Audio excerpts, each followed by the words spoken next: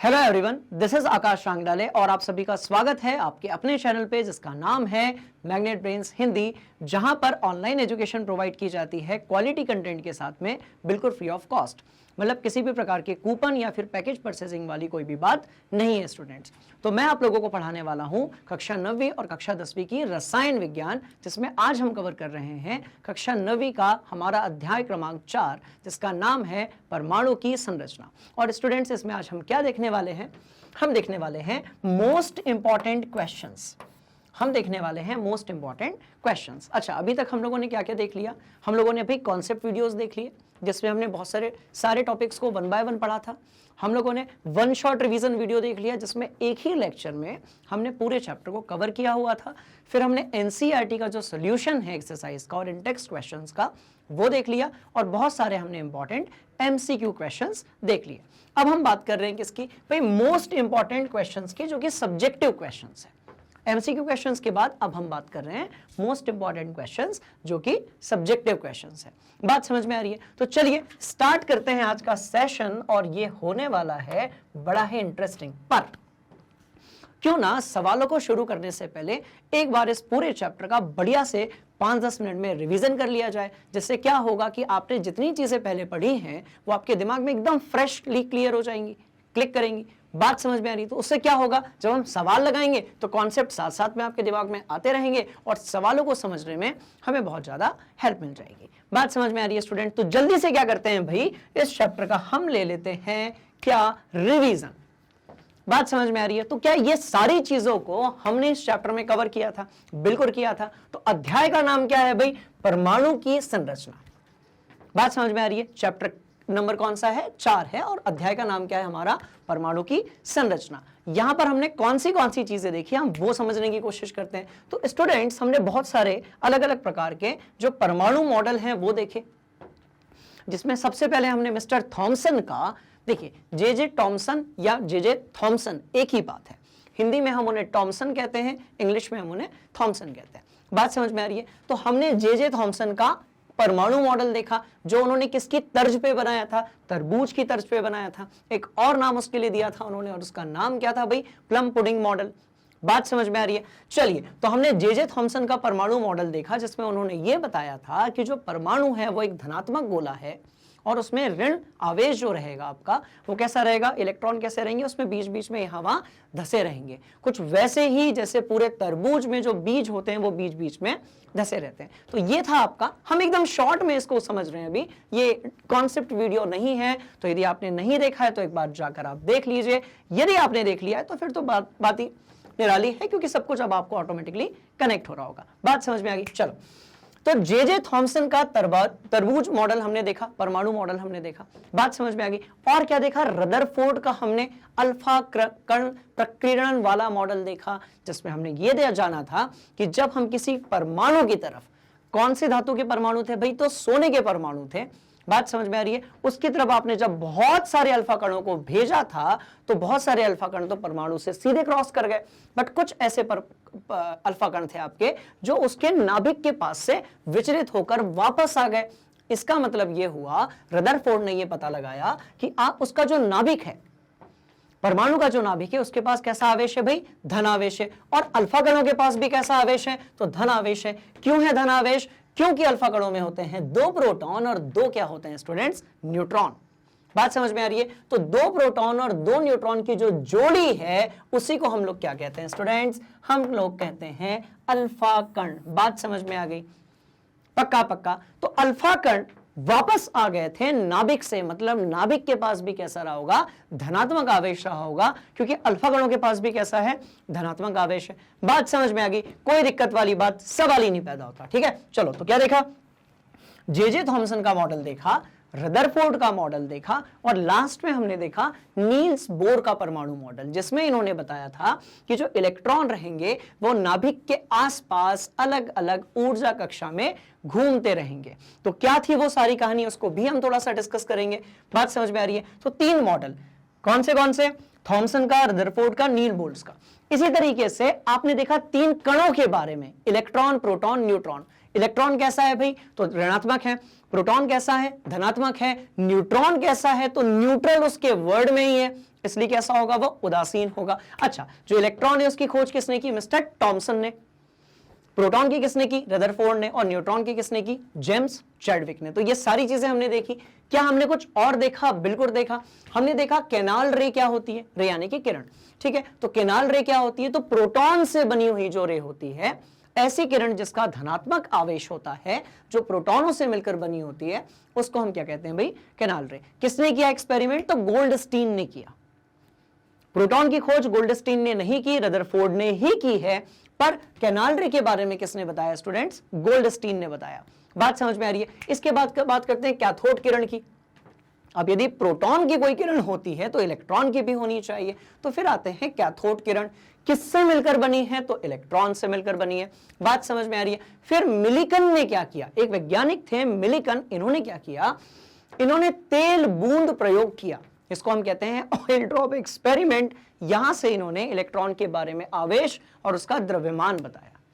Thompson ने electron की खोज की। कहां गया थॉमसन जी, यहां पर। थॉमसन ने इलेक्ट्रॉन की खोज की, पर आपके जो मिलिकन थे इन्होंने बताया कि इलेक्ट्रॉन के ऊपर आवेश कितना होता है और द्रव्यमान कितना होता है। तो उसको भी देखेंगे हम। और मिस्टर चैडविक जो है उन्होंने क्या किया, आपके न्यूट्रॉन की खोज की। बात समझ में आ रही है। तो ये सारी इंफॉर्मेशन का बढ़िया से स्क्रीनशॉट लेकर अपनी कॉपी में नोट कर लो, क्योंकि जब हम बहुत सारे अभी इसके बाद इंपॉर्टेंट क्वेश्चंस लगाएंगे तो वहां पर ये जानकारी जो है वो बड़ी काम आने वाली है। बात समझ में आ गई। और क्या देखा था भाई और देखा था हम लोगों ने कि आपका जो प्रोटॉन होता है वो इलेक्ट्रॉन से लगभग 2000 गुना भारी होता है। प्रोटॉन जो है वो इलेक्ट्रॉन से लगभग 2000 गुना क्या होता है भाई, भारी होता है। कुछ ऐसे ही आपका जो परमाणु की त्रिज्या है वो नाभिक की त्रिज्या से लगभग 1,00,000 गुना क्या होती है, ज्यादा होती है। मतलब परमाणु यदि आपके पास है तो नाभिक थोड़ी सी जगह में होगा, बहुत छोटी सी जगह में, और परमाणु में बहुत सारा जो आपका आयतन होगा वो कैसा होगा, खाली पड़ा होगा। तो ये सब हमने जाना था किसमें, रदरफोर्ड के परमाणु मॉडल में, जिसका डिटेल्ड वीडियो हम ऑलरेडी बना चुके हैं। तो ये सारी इंफॉर्मेशन जो थी इसको हमने शॉर्ट में अभी देख लिया सॉरी, आप इस इंफॉर्मेशन को स्क्रीनशॉट लेकर अपनी कॉपी में नोट कर लीजिए। बात समझ में आ गई। चलिए आगे बढ़ते हैं, आगे बढ़ते हैं, आगे बढ़ते हैं और देखते हैं कुछ और चीज हमारे सिलेबस में हमने पढ़ी थी क्या। बिल्कुल पढ़ी थी स्टूडेंट्स, ध्यान से देखो। परमाणु क्रमांक के बारे में पढ़ा था। क्या था भाई परमाणु क्रमांक, तो प्रोटॉनों की जो कुल संख्या होती है किसी भी परमाणु में, किसी भी तत्व में, वो क्या है, परमाणु क्रमांक है। द्रव्यमान संख्या क्या है, तो कुल प्रोटॉनों की संख्या और कुल न्यूट्रॉनों की संख्या जो होगी वो क्या होगी आपकी भाई, वो द्रव्यमान संख्या होगी। कुछ इसी तरीके से हमने देखा था समस्थानिक क्या होते हैं भाई, समस्थानिक क्या होते हैं, तो समान परमाणु क्रमांक और भिन्न द्रव्यमान संख्या। परमाणु क्रमांक एक जैसा होना चाहिए और द्रव्यमान संख्या कैसी होनी चाहिए, भिन्न होनी चाहिए। तो कैसे दर्शाएंगे किसी परमाणु को परमाणु क्रमांक और द्रव्यमान संख्या में, तो ऐसे दर्शाएंगे। बात समझ में आ गई। मतलब यदि कोई परमाणु X है तो ऊपर की तरफ क्या लिखा रहेगा, द्रव्यमान क्रमांक, नीचे की तरफ क्या लिखा रहेगा भाई, परमाणु क्रमांक। तो पूरी जो कहानी है वो A से लेकर Z के बीच में बनी हुई है स्टूडेंट्स। बात समझ में आ गई। चलिए, तो द्रव्यमान क्रमांक कैसा होगा, A होगा, ऊपर की तरफ लिखा होगा। परमाणु क्रमांक कैसा होगा, Z होगा, नीचे की तरफ लिखा होगा। बात समझ में आ गई। चलिए चलिए आगे बढ़ते हैं। तो ध्यान से देखिए, समस्थानिक क्या होंगे भाई, समान परमाणु क्रमांक और भिन्न द्रव्यमान संख्या, है ना, ये आपके समस्थानिक होंगे। और स्टूडेंट्स समभारिक क्या होंगे भाई, तो समभारिक होंगे समान द्रव्यमान क्रमांक और भिन्न परमाणु संख्या। मतलब आपका जो समस्थानिक है और समभारिक है ये कैसे होंगे, ये एक दूसरे के बिल्कुल विपरीत होंगे स्टूडेंट्स। बात समझ में आ रही है। तो समस्थानिक देख लिया, समभारिक देख लिया। यहां पर सम का मतलब एक समान है। बात समझ में आ रही है। चलो चलो चलो चलो चलो आगे बढ़ेंगे। फिर क्या देखा, सम न्यूट्रॉनिक देखा। अब ये सम न्यूट्रॉनिक क्या चीज है भाई, तो किसी दो अलग अलग परमाणु में यदि एक समान न्यूट्रॉनों की संख्या है, एक समान यदि न्यूट्रॉनों की संख्या है तो उन दोनों परमाणुओं का हम बोलते हैं सम न्यूट्रॉनिक। बात समझ में आई, तो कंफ्यूज नहीं होना है। समस्थानिक, समभारिक, सम न्यूट्रॉनिक। पर यदि इन सबका हम एक एक उदाहरण ले लें तो वो जल्दी हमारे समझ में आ जाएगा। तो ध्यान से देखिए, सबसे पहले इधर पे हरा कलर, यहां पर भी हरा कलर, मतलब इस वाले समस्थानिक का इस डिब्बे के साथ कोई ना कोई लेना देना तो है। बात समझ में आ रही, कैसे है भाई, सबका परमाणु क्रमांक आप देखिए कैसा है, एक समान है। तो परमाणु क्रमांक कैसा, एक समान। द्रव्यमान क्रमांक कैसा भाई, अलग अलग है। तो तीनों जो हैं आपके कार्बन के समस्थानिक हैं, जिसमें से जो पहला वाला है इसकी जो स्टेबिलिटी है कैसी है, वो सबसे ज्यादा है। बात समझ में आ रही है? सबसे ज्यादा ये वाला समस्थानिक पाया जाता है प्रकृति में कार्बन का। तो कार्बन के कितने समस्थानिक देखे, 3 देखे। परमाणु क्रमांक एक समान, द्रव्यमान क्रमांक अलग अलग। बात समझ में आ गई? क्या आप सब लोगों को समस्थानिक समझ में आ गया? अब चलते हैं किसकी तरफ भाई, समभारिक की तरफ। समभारिक क्या है, ध्यान से देखो, ध्यान से देखो, ध्यान से देखो। एक समान परमाणु क्रमांक होगा, पर परमाणु संख्या जो होगी वो कैसी होगी, सॉरी द्रव्यमान क्रमांक जो है वो एक समान होगा, और परमाणु संख्या है वो कैसी होगी भाई, अलग अलग होगी। तो बिल्कुल अलग अलग है। बात समझ में आ गई? अब बात कर लेते हैं सम न्यूट्रॉनिक की। तो क्या है सम न्यूट्रॉनिक, न्यूट्रॉनिक, न्यूट्रॉनिक? तो ध्यान से देखिए, अभी ना परमाणु क्रमांक एक समान है और ना ही द्रव्यमान क्रमांक एक समान है, पर यदि आप यहां से न्यूट्रॉनों की संख्या निकालेंगे तो 13 में से 6 गया तो कितना आया, 7 आया। 14 में से 7 गया तो कितना आया, 7 आया। तो दोनों के पास जो न्यूट्रॉनों की संख्या है स्टूडेंट्स, वो कैसी है, एक समान है। इसका मतलब क्या हुआ भाई, वो सब न्यूट्रॉनिक होगा। देखो यहां से भी समझ सकते हैं, किसी तत्व को आप यदि ऐसे लिखते हैं तो Z क्या होगा, जो उसके अंदर परमाणुओं की संख्या है, कितनी है भाई, 6। ए क्या होगा, तो परमाणुओं की, सॉरी प्रोटॉनों की संख्या और किसकी, न्यूट्रॉनों की संख्या को जोड़ दोगे तो आपका जो है परमाणु द्रव्यमान क्रमांक आ जाएगा। परमाणु क्रमांक, प्रोटॉनों की संख्या, द्रव्यमान क्रमांक, कुल प्रोटॉनों की और कुल न्यूट्रॉनों की संख्या। बात समझ में आ गई? बढ़िया से स्क्रीनशॉट लो, कॉपी में नोट करो। बढ़ रहे हैं अगले कॉन्सेप्ट की तरफ और फिर लगाने वाले हैं बहुत सारे क्वेश्चंस। क्या कहते हो? ले लिया स्क्रीनशॉट, आगे बढ़ूं? पक्का जी, कोई दिक्कत वाली बात नहीं है ना? चलो ये लो। अब देखो, परमाणु की संख्या यदि पढ़ रहे हैं और इलेक्ट्रॉनों के वितरण के बारे में ना पढ़े तो ये जो कहानी है ना, ये थोड़ी सी अधूरी रह जाती है। बात समझ में आ रही है? तो ध्यान से देखिए, इलेक्ट्रॉनों का जो वितरण है उसको हम क्या कहते हैं भाई, इलेक्ट्रॉनिक विन्यास कहते हैं। इंग्लिश में हम इसको कहते हैं इलेक्ट्रॉनिक कॉन्फ़िगरेशन। हमने ये जाना था बोर के परमाणु मॉडल में कि जो इलेक्ट्रॉन होते हैं वो अलग अलग कक्षाओं में क्या रहते हैं भाई, उसका क्या होता है, वितरण होता है। बात समझ में आ रही है? तो इलेक्ट्रॉनों का जो वितरण है उसके लिए हमने जो वैज्ञानिक नाम दिया हुआ है वो क्या है, इलेक्ट्रॉनिक विन्यास। कहानी समझ में आ गई? अब ये जो इलेक्ट्रॉनिक विन्यास है भाई, ये कैसे होता है? तो ध्यान से देखिए, पहली कक्षा में अधिकतम कितने इलेक्ट्रॉन आ सकते हैं, 2 इलेक्ट्रॉन आ सकते हैं। पहली कक्षा में 2, दूसरी कक्षा में 8, तीसरी में 18, चौथी में 32। कैसे याद रखोगे, ये रहा फॉर्मूला इससे कि अधिकतम कितने इलेक्ट्रॉन आ सकते हैं भाई। तो ये रहा आपका फॉर्मूला। एन की जगह पर आप कक्षा क्रमांक रख दें या कोश क्रमांक रख दें। कक्षा और कोश एक ही बात होती है स्टूडेंट्स, है ना? चलो ध्यान से देखो, तो भाई कौन सी कक्षा में अधिकतम कितने इलेक्ट्रॉन आएंगे उस चीज को हमने यहां पर देख लिया है। बात समझ में आई? अच्छा, एक और चीज, कक्षा का नाम भी होता है। जैसे आपकी कक्षाओं के नाम होते हैं वैसे ही इलेक्ट्रॉन के अंदर जितनी भी कक्षाएं पाई जाती हैं उन सबका क्या होता है भाई, तो नाम होता है। कहानी समझ में आ गई? कोई दिक्कत वाली बात नहीं ना? उसको भी बना लेंगे हम लोग, ठीक है? चलो ध्यान से देखो, ये पूरा पार्ट देख लिया, कक्षा क्रमांक देख लिया, अधिकतम इलेक्ट्रॉनों की संख्या देख ली। अब आते हैं किस पर, संयोजक इलेक्ट्रॉन पर। मतलब अंतिम कक्षा में इलेक्ट्रॉनों की जो कुल संख्या होगी स्टूडेंट्स, उसको हम क्या बोलेंगे, संयोजक इलेक्ट्रॉन। बात समझ में आ रही है? वैलेंस इलेक्ट्रॉन इसको हम इंग्लिश में कहेंगे। और अष्टक पूर्ण करने के लिए जिन इलेक्ट्रॉनों का हम क्या करते हैं, लेन देन करते हैं। क्या करते हैं स्टूडेंट्स भाई, लेन देन करते हैं। क्या पूरा करने में, अष्टक पूरा करने में इलेक्ट्रॉनों का जो लेन देन होता है उस संख्या को हम लोग क्या बोलते हैं, संयोजकता बोलते हैं। समझने की कोशिश करते हैं, ध्यान से देखिए। सोडियम लिया आपने, सोडियम का परमाणु क्रमांक कितना है भाई, तो परमाणु क्रमांक है सोडियम का 11, क्लोरीन का कितना है 17। अब यदि इलेक्ट्रॉनिक विन्यास लिखेंगे तो कैसे लिखेंगे, 2, 8 और 1। मतलब जो पहली कक्षा होगी स्टूडेंट्स उसमें कितने इलेक्ट्रॉन्स होंगे भाई, 2 होंगे। इसके बाद वाले में 8 होंगे, उसके बाद वाले में 1 ही होगा। तो अंतिम कक्षा में इलेक्ट्रॉन कितना है, 1। तो संयोजक इलेक्ट्रॉन भी कितना होगा, 1। इसी तरीके से क्लोरीन के लिए अंतिम कक्षा में इलेक्ट्रॉन की संख्या कितनी है भाई, 7 है। तो संयोजक इलेक्ट्रॉन कितना होगा, 7 होगा। तो जो लाल घेरे में बना हुआ है वो है संयोजक इलेक्ट्रॉन सोडियम के लिए और क्लोरीन के लिए। बात समझ में आ गई? अब करते हैं बात किसकी, संयोजकता की। अब बात करते हैं किसकी, संयोजकता की। क्या लिखा हुआ है, अष्टक पूरा करने में इलेक्ट्रॉन के लेन देन की संख्या। सवाल पैदा होता है, सर ये अष्टक क्या है, ये कौन सी चिड़िया है जिसका नाम हम पहली बार सुन रहे हैं। बात समझ में आ रही है। तो स्टूडेंट्स अष्टक क्या है भाई, अष्टक क्या है कि कोई भी परमाणु अपनी अंतिम कक्षा में कुल 8 इलेक्ट्रॉन पूर्ण करना चाहता है। ऐसा करने से उसकी जो स्टेबिलिटी है, स्थिरता है, वो क्या हो जाती है, बढ़ जाती है। बात समझ में आई। तो ध्यान से देखो, अब इसकी अंतिम कक्षा में 1 इलेक्ट्रॉन है।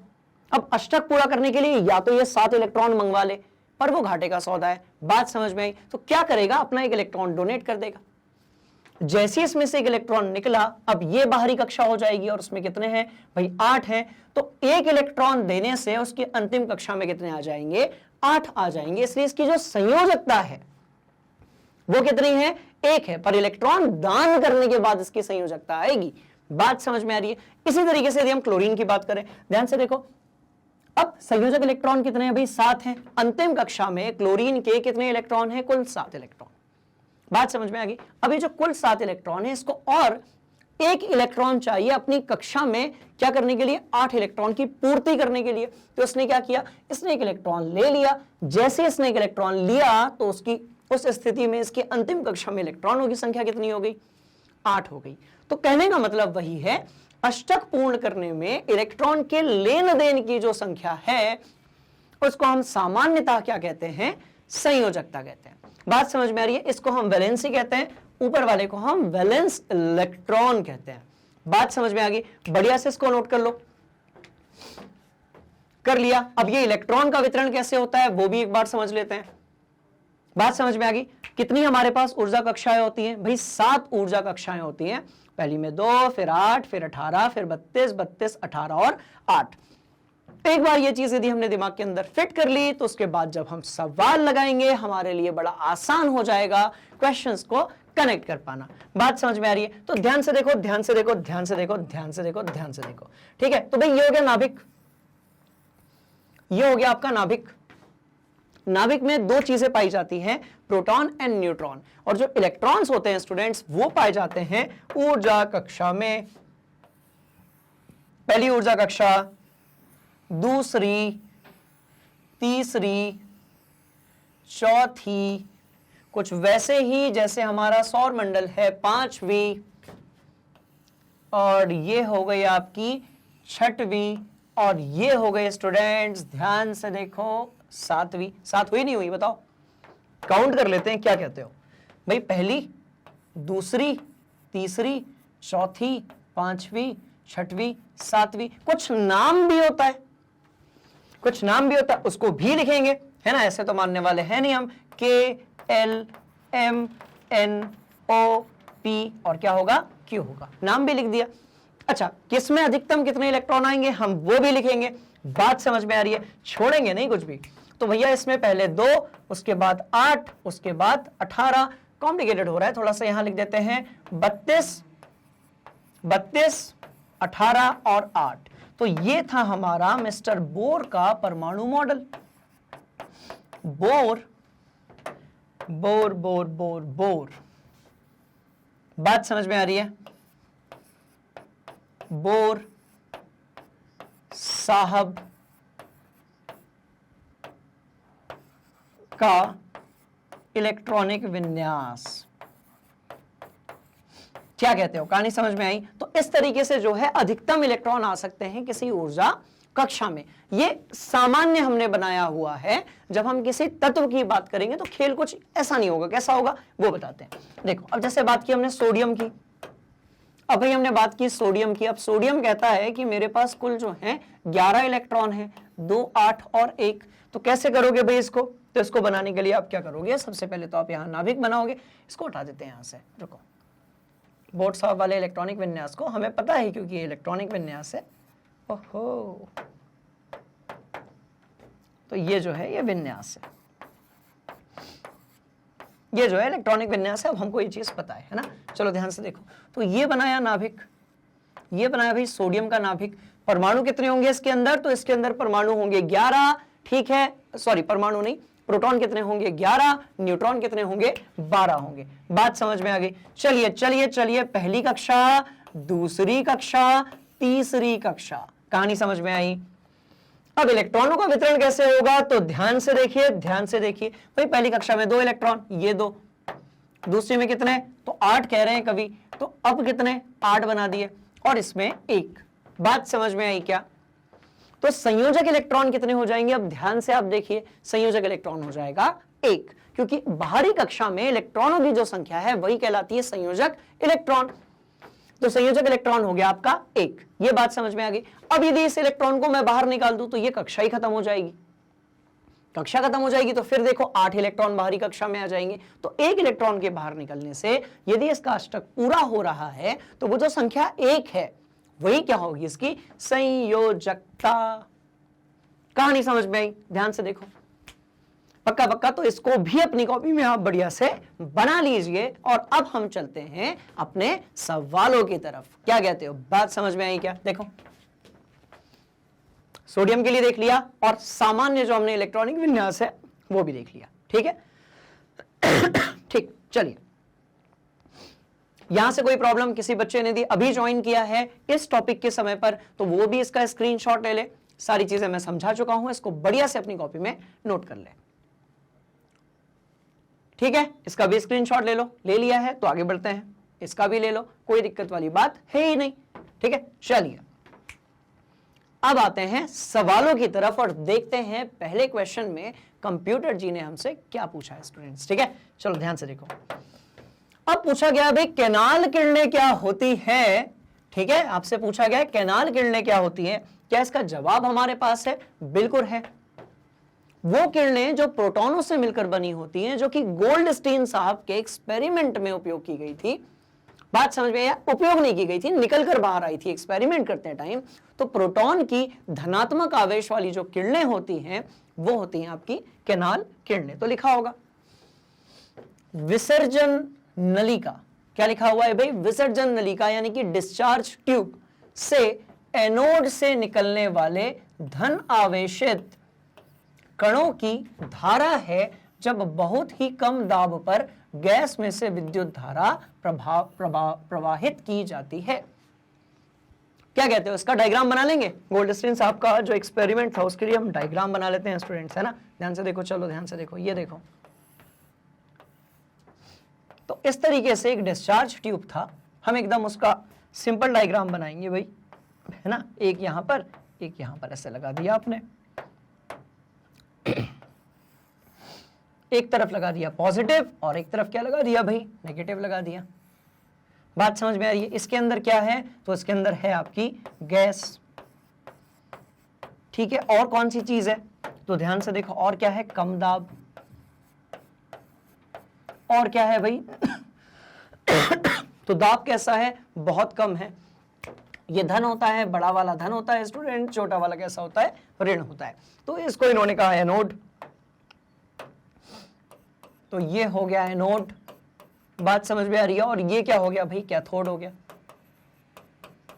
ठीक। तो यहां से जो किरणें निकली निकली निकली निकली निकली निकली,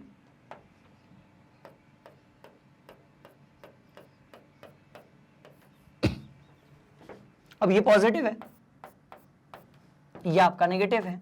तो जो किरणें यहां से निकली उनको ही हम क्या बोलेंगे,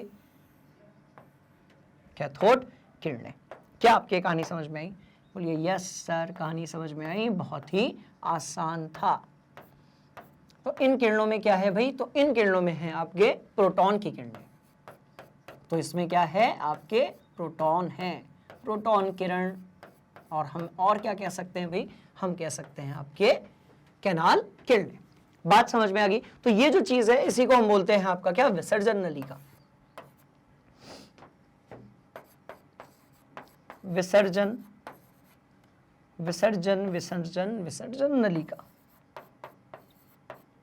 कहानी समझ में आ गई स्टूडेंट्स। तो कहानी बड़ी सिंपल है। कैनाल किरणें कैसी होती हैं भाई, धन आवेशित होती हैं।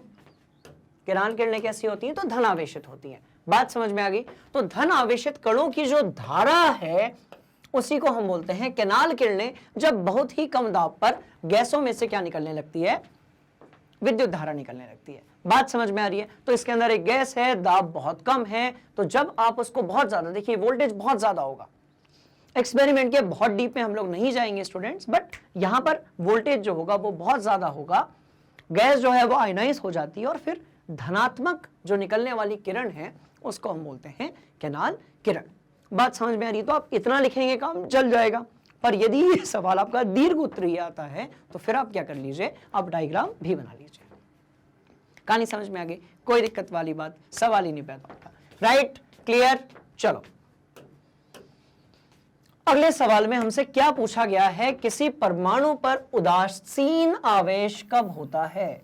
उदासीन का मतलब होता है न्यूट्रल। अब न्यूट्रल का मतलब क्या होता है भाई? ना तो ध्यान से देखो, ना तो धन, ना तो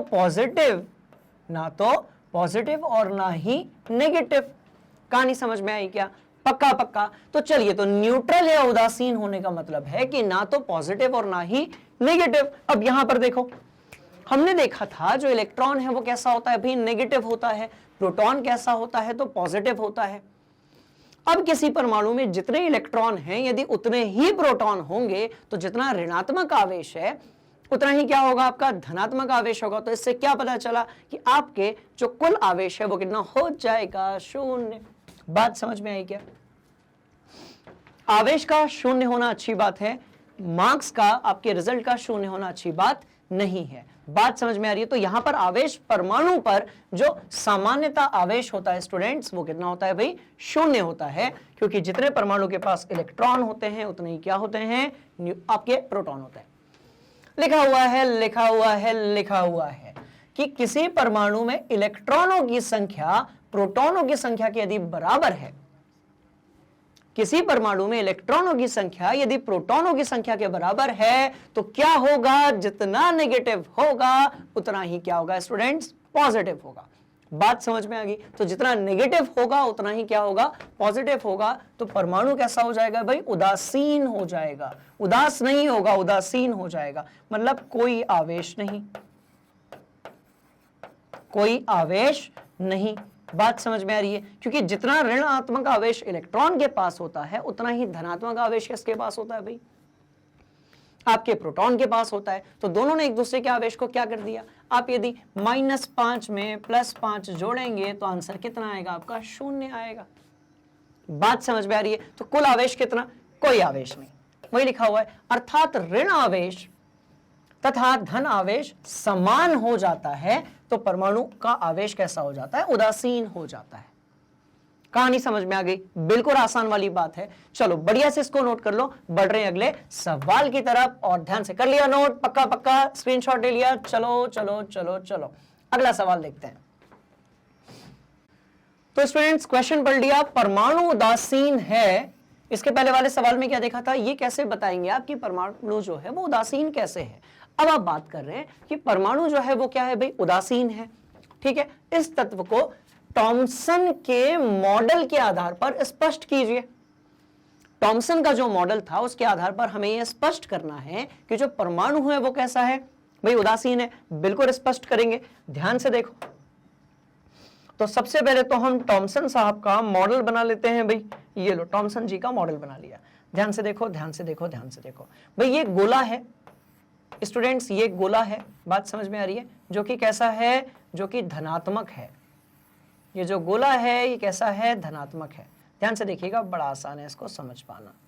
ठीक है, टॉमसन सर ने ये कहा कि जो आपका गोला होगा वो परमाणु होगा। बात समझ में? तो टॉमसन सर के हिसाब से यही हमारा परमाणु है। और ये जो पूरा गोला है ये कैसा है भाई? ये धनात्मक है। तो धनात्मक भी बना देते हैं हम लोग।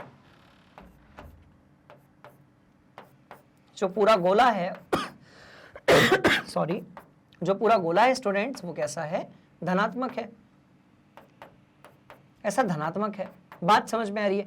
और इसमें बीच बीच में जो है ऋणात्मक आवेश जो है वो धसा हुआ है, मतलब ऐसा ऐसा ऐसा, बीच बीच में क्या है आपका ऋणात्मक आवेश है।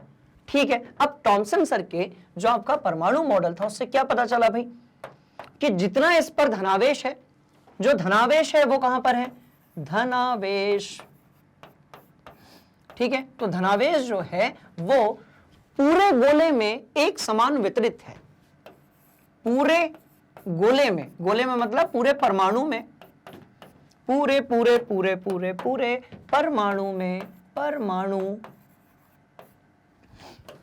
पूरे परमाणु में कैसा है भाई, एक समान वितरित है। कैसा है, पूरे परमाणु में एक समान वितरित है, जिसको यहां पर बनाया गया, देखो ध्यान से, वितरित है। बात समझ में आ रही है। धनावेश जो है वो पूरे परमाणु में कैसा है स्टूडेंट्स, तो वो है आपका एक समान वितरित। बात समझ में आ गई। पर जब हम बात करेंगे ऋणावेश की, ऋणावेश, तो भाई ऋणावेश कैसा है, तो ऋणावेश ऋणावेश ऋणावेश कैसा है, तो बड़ी सिंपल सी कहानी है, कैसा है, बीच बीच में धसा हुआ है। कैसा है, बीच बीच में धसा हुआ है। कैसा है, बीच बीच में धसा हुआ है। बात समझ में आ गई। तो ध्यान से देखो, तो किससे कंपेयर किया था इन्होंने, तरबूज से। उन्होंने कहा भैया जो पूरा तरबूज है वो कैसा होगा, धनात्मक होगा, और जो उसके बीज होंगे वो कैसे होंगे, ऋणात्मक होंगे, ऐसा। इसीलिए हम इसको तरबूज मॉडल या फिर आपका जो है प्लम पडिंग मॉडल जो है वो भी बोलते हैं। बात समझ में आ रही है। तो जितना धनावेश उतना ही क्या, ऋणावेश। तो कुल आवेश कितना भाई,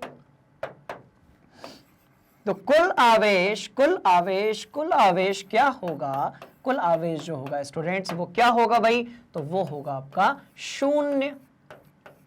कुल आवेश जो है वो क्या होगा, शून्य होगा। अब कंप्यूटर सर क्या बोल रहे हैं वो पढ़ लेते हैं एक बार, ठीक है।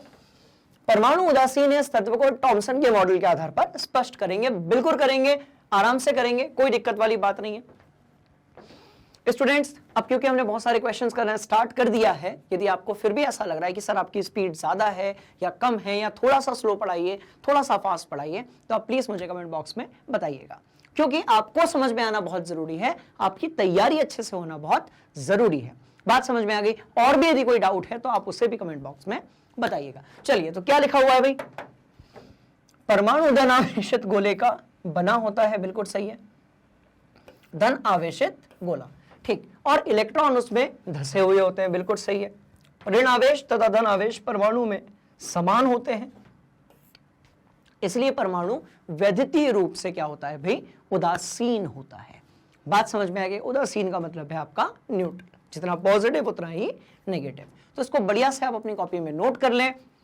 इस डायग्राम को भी आप अपने एग्जाम में जब पूछा जाएगा तो पक्का बनाएं। देखिए, सिर्फ ना ऐसी लाइन और ऐसी थ्योरेटिकल चीज में आप यदि लिखेंगे तो आपका जो आंसर है वो बहुत ज्यादा इंप्रेसिव नहीं दिखेगा।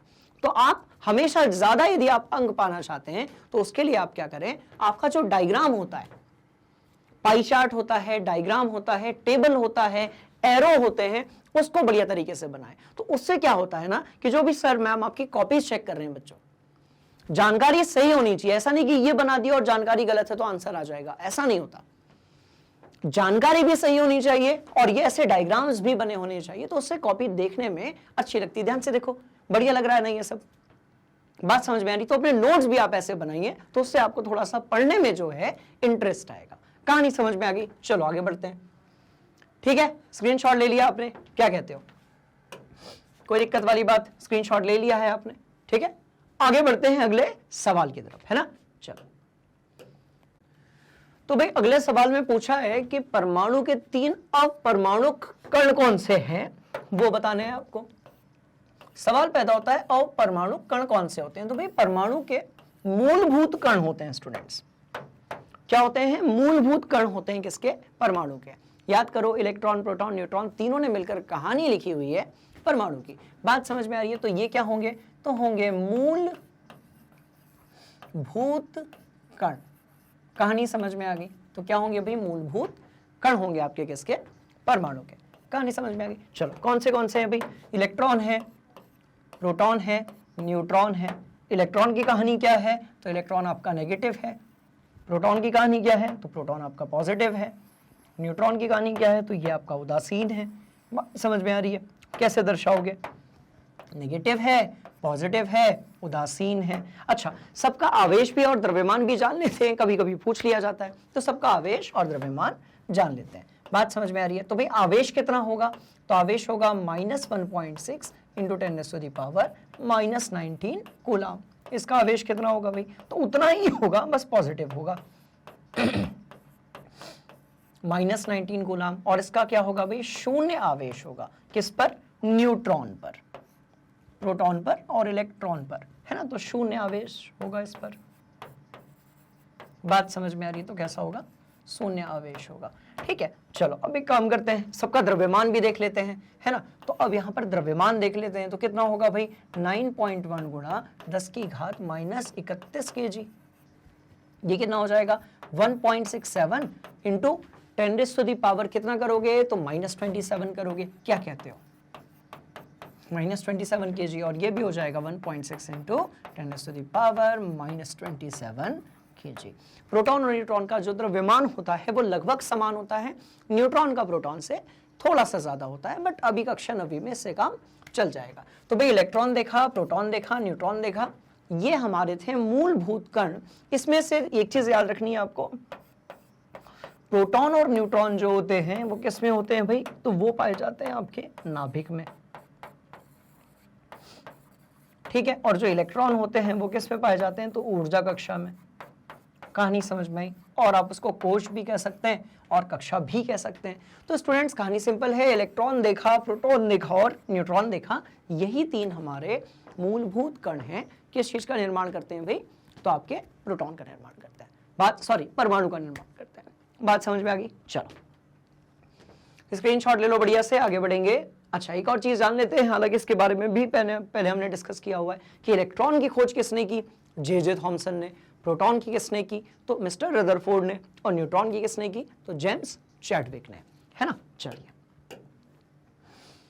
अब पूछा गया है अल्फा कण क्या होते हैं, अल्फा कण क्या होते हैं। ठीक है, तो क्या है भाई, द्विआवेशित हीलियम कण होते हैं। सवाल पैदा होता है ये द्विआवेशित का मतलब क्या है। ठीक है, तो ध्यान से देख लेते हैं पहले अल्फा कण क्या है। तो देखो दो प्रोटॉन, ध्यान से देखो, दो प्रोटॉन धन 2 न्यूट्रॉन, ये क्या है भाई आपके अल्फा कण है। 2 प्रोटॉन और 2 न्यूट्रॉन जो है आपके क्या है, अल्फा कण है। तो चलो एक प्रोटॉन बना दिया, एक और प्रोटॉन बना दिया, एक न्यूट्रॉन बना दिया, एक और न्यूट्रॉन बना दिया। ठीक है, तो 2 प्रोटॉन हो गए हमारे पास और 2 न्यूट्रॉन हो गए। तो ये जो आपका संयोजन है यही कहलाता है आपका अल्फा कण। अब ये पूछा गया भाई हीलियम से क्या इसका लेना देना है, तो वो समझने की कोशिश कर लेते हैं। ध्यान से देखिए स्टूडेंट्स, तो भाई आपका जो हीलियम है वो क्या है, हीलियम है आपका, देखो परमाणु क्रमांक 2 है, तो इसके पास क्या होगा, 2 प्रोटॉन होंगे, 2 इलेक्ट्रॉन होंगे, 2 न्यूट्रॉन होंगे, है ना। 2 प्रोटॉन होंगे, 2 इलेक्ट्रॉन होंगे, 2 न्यूट्रॉन होंगे। तो इसका जो हम क्या बनाएंगे, इसका हम जो परमाणु बनाएंगे भाई वो कैसे बनाएंगे, तो हम क्या करेंगे, पहले तो हम 4 कण बना देंगे। ध्यान से देखो, पहला, दूसरा, तीसरा और चौथा। तो ये तो नाभिक हो गया आपका, किसका नाभिक हो गया भाई, तो ये नाभिक हो गया आपका, देखो पॉजिटिव वाले प्रोटॉन हो गए, 0 वाले आपके न्यूट्रॉन हो गए। तो नाभिक किसका हो गया स्टूडेंट्स, हीलियम का नाभिक हो गया भाई, ये हो गया नाभिक। अब इलेक्ट्रॉन कितने हैं इसमें, 2 ही इलेक्ट्रॉन है। बाहरी कक्षा में तो वो भी बना लेते हैं हम लोग, है। ये देखो 2 इलेक्ट्रॉन बना लेते हैं, क्या कहते हो, ये लो 2 इलेक्ट्रॉन बना दिए हमने, यहां पर बना दिए और यहां पर बना दिए। अब आप ध्यान से देखिए, ये 2 इलेक्ट्रॉन हो गए, पहला इलेक्ट्रॉन हो गया, दूसरा इलेक्ट्रॉन हो गया। अंतर क्या है, यहां पर सिर्फ प्रोटॉन है 2 और न्यूट्रॉन है 2, वहां पर क्या है, प्रोटॉन न्यूट्रॉन के साथ साथ में ऊर्जा कक्षा में इलेक्ट्रॉन भी है। तो क्या होगा यदि हम वहां से 2 इलेक्ट्रॉन बाहर निकाल दें, यदि हम वहां से 2 इलेक्ट्रॉन बाहर निकाल दें तो उसके अंदर का जो ऋणात्मक आवेश है वो कैसा हो जाएगा भाई, वो बाहर निकल जाएगा। तो अब उसके पास सिर्फ क्या बचेगा, धनावेश बचेगा, यानी कि क्या बचेगा, सिर्फ प्रोटॉन बचेंगे। बात समझ में आ रही है, तो कैसे लिखेंगे, तो आप यदि यहां से 2 इलेक्ट्रॉन बाहर निकाल दें तो उसको He2+ ही तो लिखेंगे। 2 इलेक्ट्रॉन आपने बाहर निकाल दिए, बात समझ में आ रही है? तो उसको आप क्या लिखेंगे भाई? He2+ लिखेंगे। तो वो जो He2+ है वही तो लिखा हुआ है द्विआवेशित हीलियम का कण। बात समझ में आई? तो यदि ये दोनों इलेक्ट्रॉन यहां से बाहर निकल गए तो ये एक नहीं हो गया क्या? कहानी समझ में आई? इसका मतलब द्विआवेशित हीलियम का जो कण होगा क्या होगा भाई? वो आपका अल्फा कण होगा। और आवेशित कैसा होगा? तो धन आवेशित होगा। ये वाली कहानी में कोई परेशानी वाली बात, सवाल ही नहीं पैदा होता। बढ़िया से आप इसको अपनी कॉपी में नोट कर लीजिए, ठीक है? तो आवेश कैसा होता है? तो देखिए आवेश कैसा होता है इसका, तो वो भी हम लिख लेते हैं, धन होता है। अच्छा, कितना आवेश होता है? तो जितना प्रोटॉन का होता है उससे 2 गुना होता है। तो कितना भाई? ध्यान से देखो, 2 गुना प्लस 2 गुना आपका कितना है? प्लस हो जाएगा, प्लस 1.6 इंटू 10⁻⁻19 कूलाम। ये क्या होगा? इसका आवेश होगा। बात समझ में आ रही है? अच्छा, द्रव्यमान भी होगा कि कुछ? बिल्कुल बिल्कुल बिल्कुल होगा। तो द्रव्यमान भी लिख लेते हैं। तो हीलियम का आपका जो नाभिक है उसका द्रव्यमान क्या होगा भाई? 2 प्रोटॉन है, 2 न्यूट्रॉन है, दोनों का द्रव्यमान एक समान होता है, इसलिए क्या हो जाएगा? 4 गुना किसी एक का द्रव्यमान ले लो और आगे की तरफ क्या आ जाएगा आपका? केजी आ जाएगा। बात समझ में आ गई? तो इस तरीके से आपने द्रव्यमान भी देख लिया अल्फा कण का, और क्या देख लिया? आवेश देख लिया। आपने ये देख लिया कि जब आपके हीलियम के परमाणु से दोनों इलेक्ट्रॉन निकल जाएंगे तो उसके पास क्या बचेगा भाई? दोनों इलेक्ट्रॉन बाहर निकल गए तो नाभिक ही तो बचा।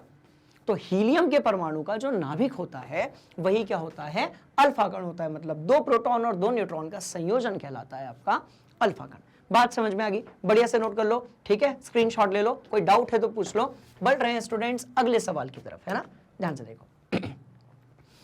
पूछा गया है भाई थॉमसन के परमाणु मॉडल की सीमाएं क्या थी? थॉमसन जी के परमाणु मॉडल की सीमाएं क्या थी?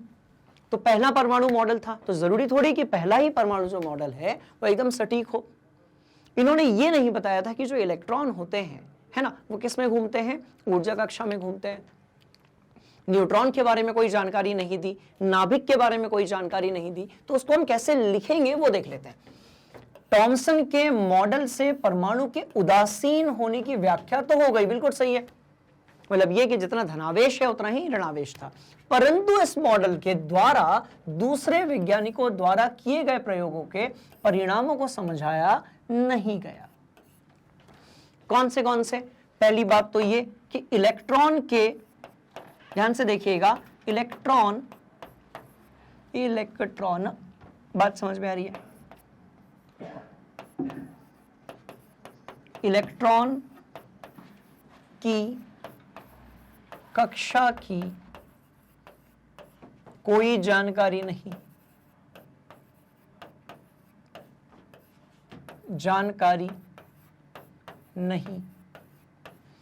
नाभिक वाली कोई बात नहीं की इन्होंने, है ना?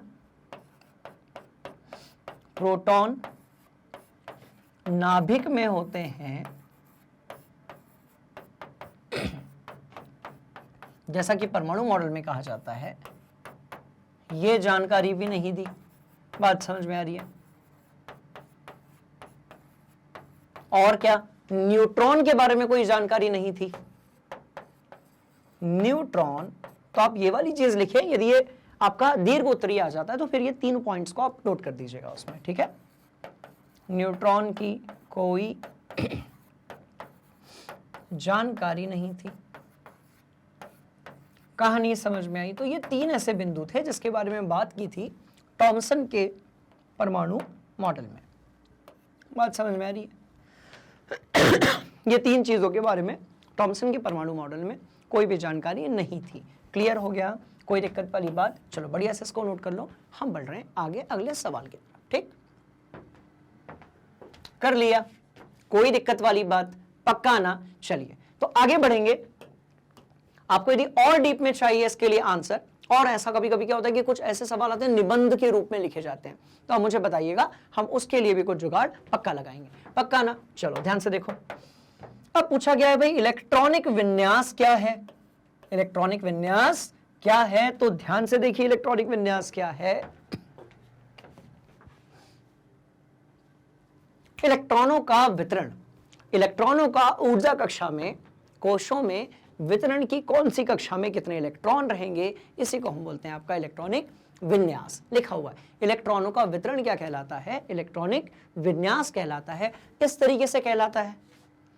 हम यदि इसको किसी परमाणु के मॉडल से समझाने की कोशिश करें तो इस तरीके से कहलाता है। क्या कहते हो, तो देखो इस तरीके से इलेक्ट्रॉन जो रहते हैं वो वितरित होते हैं परमाणु के अंदर अलग अलग ऊर्जा कक्षा में।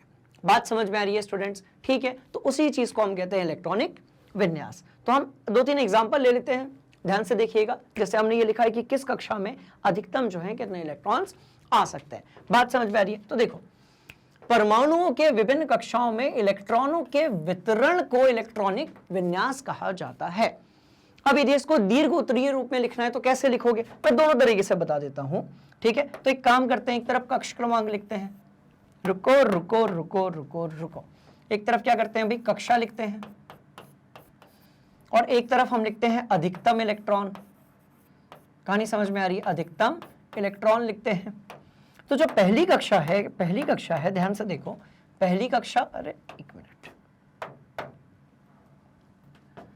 पहली, दूसरी, पहली, दूसरी, तीसरी, चौथी, पांचवी, छठवीं और एक सातवीं। क्या कहते हो, कहानी समझ में आई स्टूडेंट्स?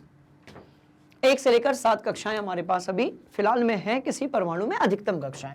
अच्छा जी, ठीक है। अब देखो इसमें कितने, 2, 8, 18, 32, 18 और यहां पर कितना आ जाएगा स्टूडेंट्स, तो 8 आ जाएगा। बात समझ में आ गई? अब देखो कुछ उदाहरण ले लेते हैं। तो एक काम करते हैं, एक उदाहरण लेते हैं सोडियम का, एक उदाहरण ले लेते हैं हम लोग कैल्शियम का, एक उदाहरण ले लेते हैं हम सबका फेवरेट यानी कि कार्बन का।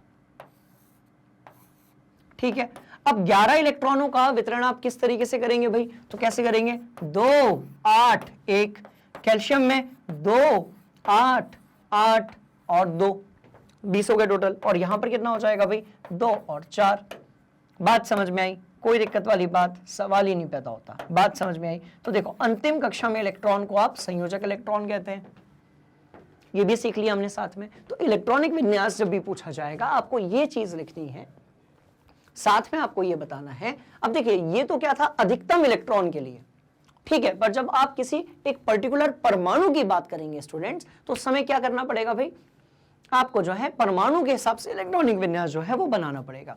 तो सोडियम का देखा, कैल्शियम का देखा और किसका देखा, कार्बन का देखा। बात समझ में आ गई? चलो इसको भी नोट कर लो। ठीक, तो बात समझ में आ रही है? मुझे पक्का आप बताइएगा क्या जो चीज आपको बताई जा रही है वो बढ़िया से समझ में आ रही है या नहीं आ रही है। और भी यदि कोई डाउट है तो आप उसे प्लीज कमेंट बॉक्स में रख दें, हम उसके लिए डाउट वीडियोस का एक सेपरेट सेशन जो है वो क्रिएट करेंगे। Got it? चलिए देख लिया, बहुत बढ़िया। कौन सा ऐसा तत्व है जिसके नाभिक में न्यूट्रॉन नहीं होता? देखिए सभी परमाणु के नाभिक में न्यूट्रॉन होता है, पर जो हाइड्रोजन होता है वो अपवाद है, ठीक है, जिसके नाभिक में न्यूट्रॉन नहीं होता। तो भाई आंसर क्या है इसका, हाइड्रोजन है स्टूडेंट्स। बात समझ में आई क्या, हाइड्रोजन क्या, इसका आंसर क्या है, हाइड्रोजन। इसमें एक प्रोटॉन होता है और एक इलेक्ट्रॉन होता है, कोई भी न्यूट्रॉन जैसी चीज हाइड्रोजन के प्रोटियम समस्थानिक में नहीं पाई जाती है। बात समझ में आ गई? तो बढ़िया से इसको भी नोट कर ले, है ना। चलो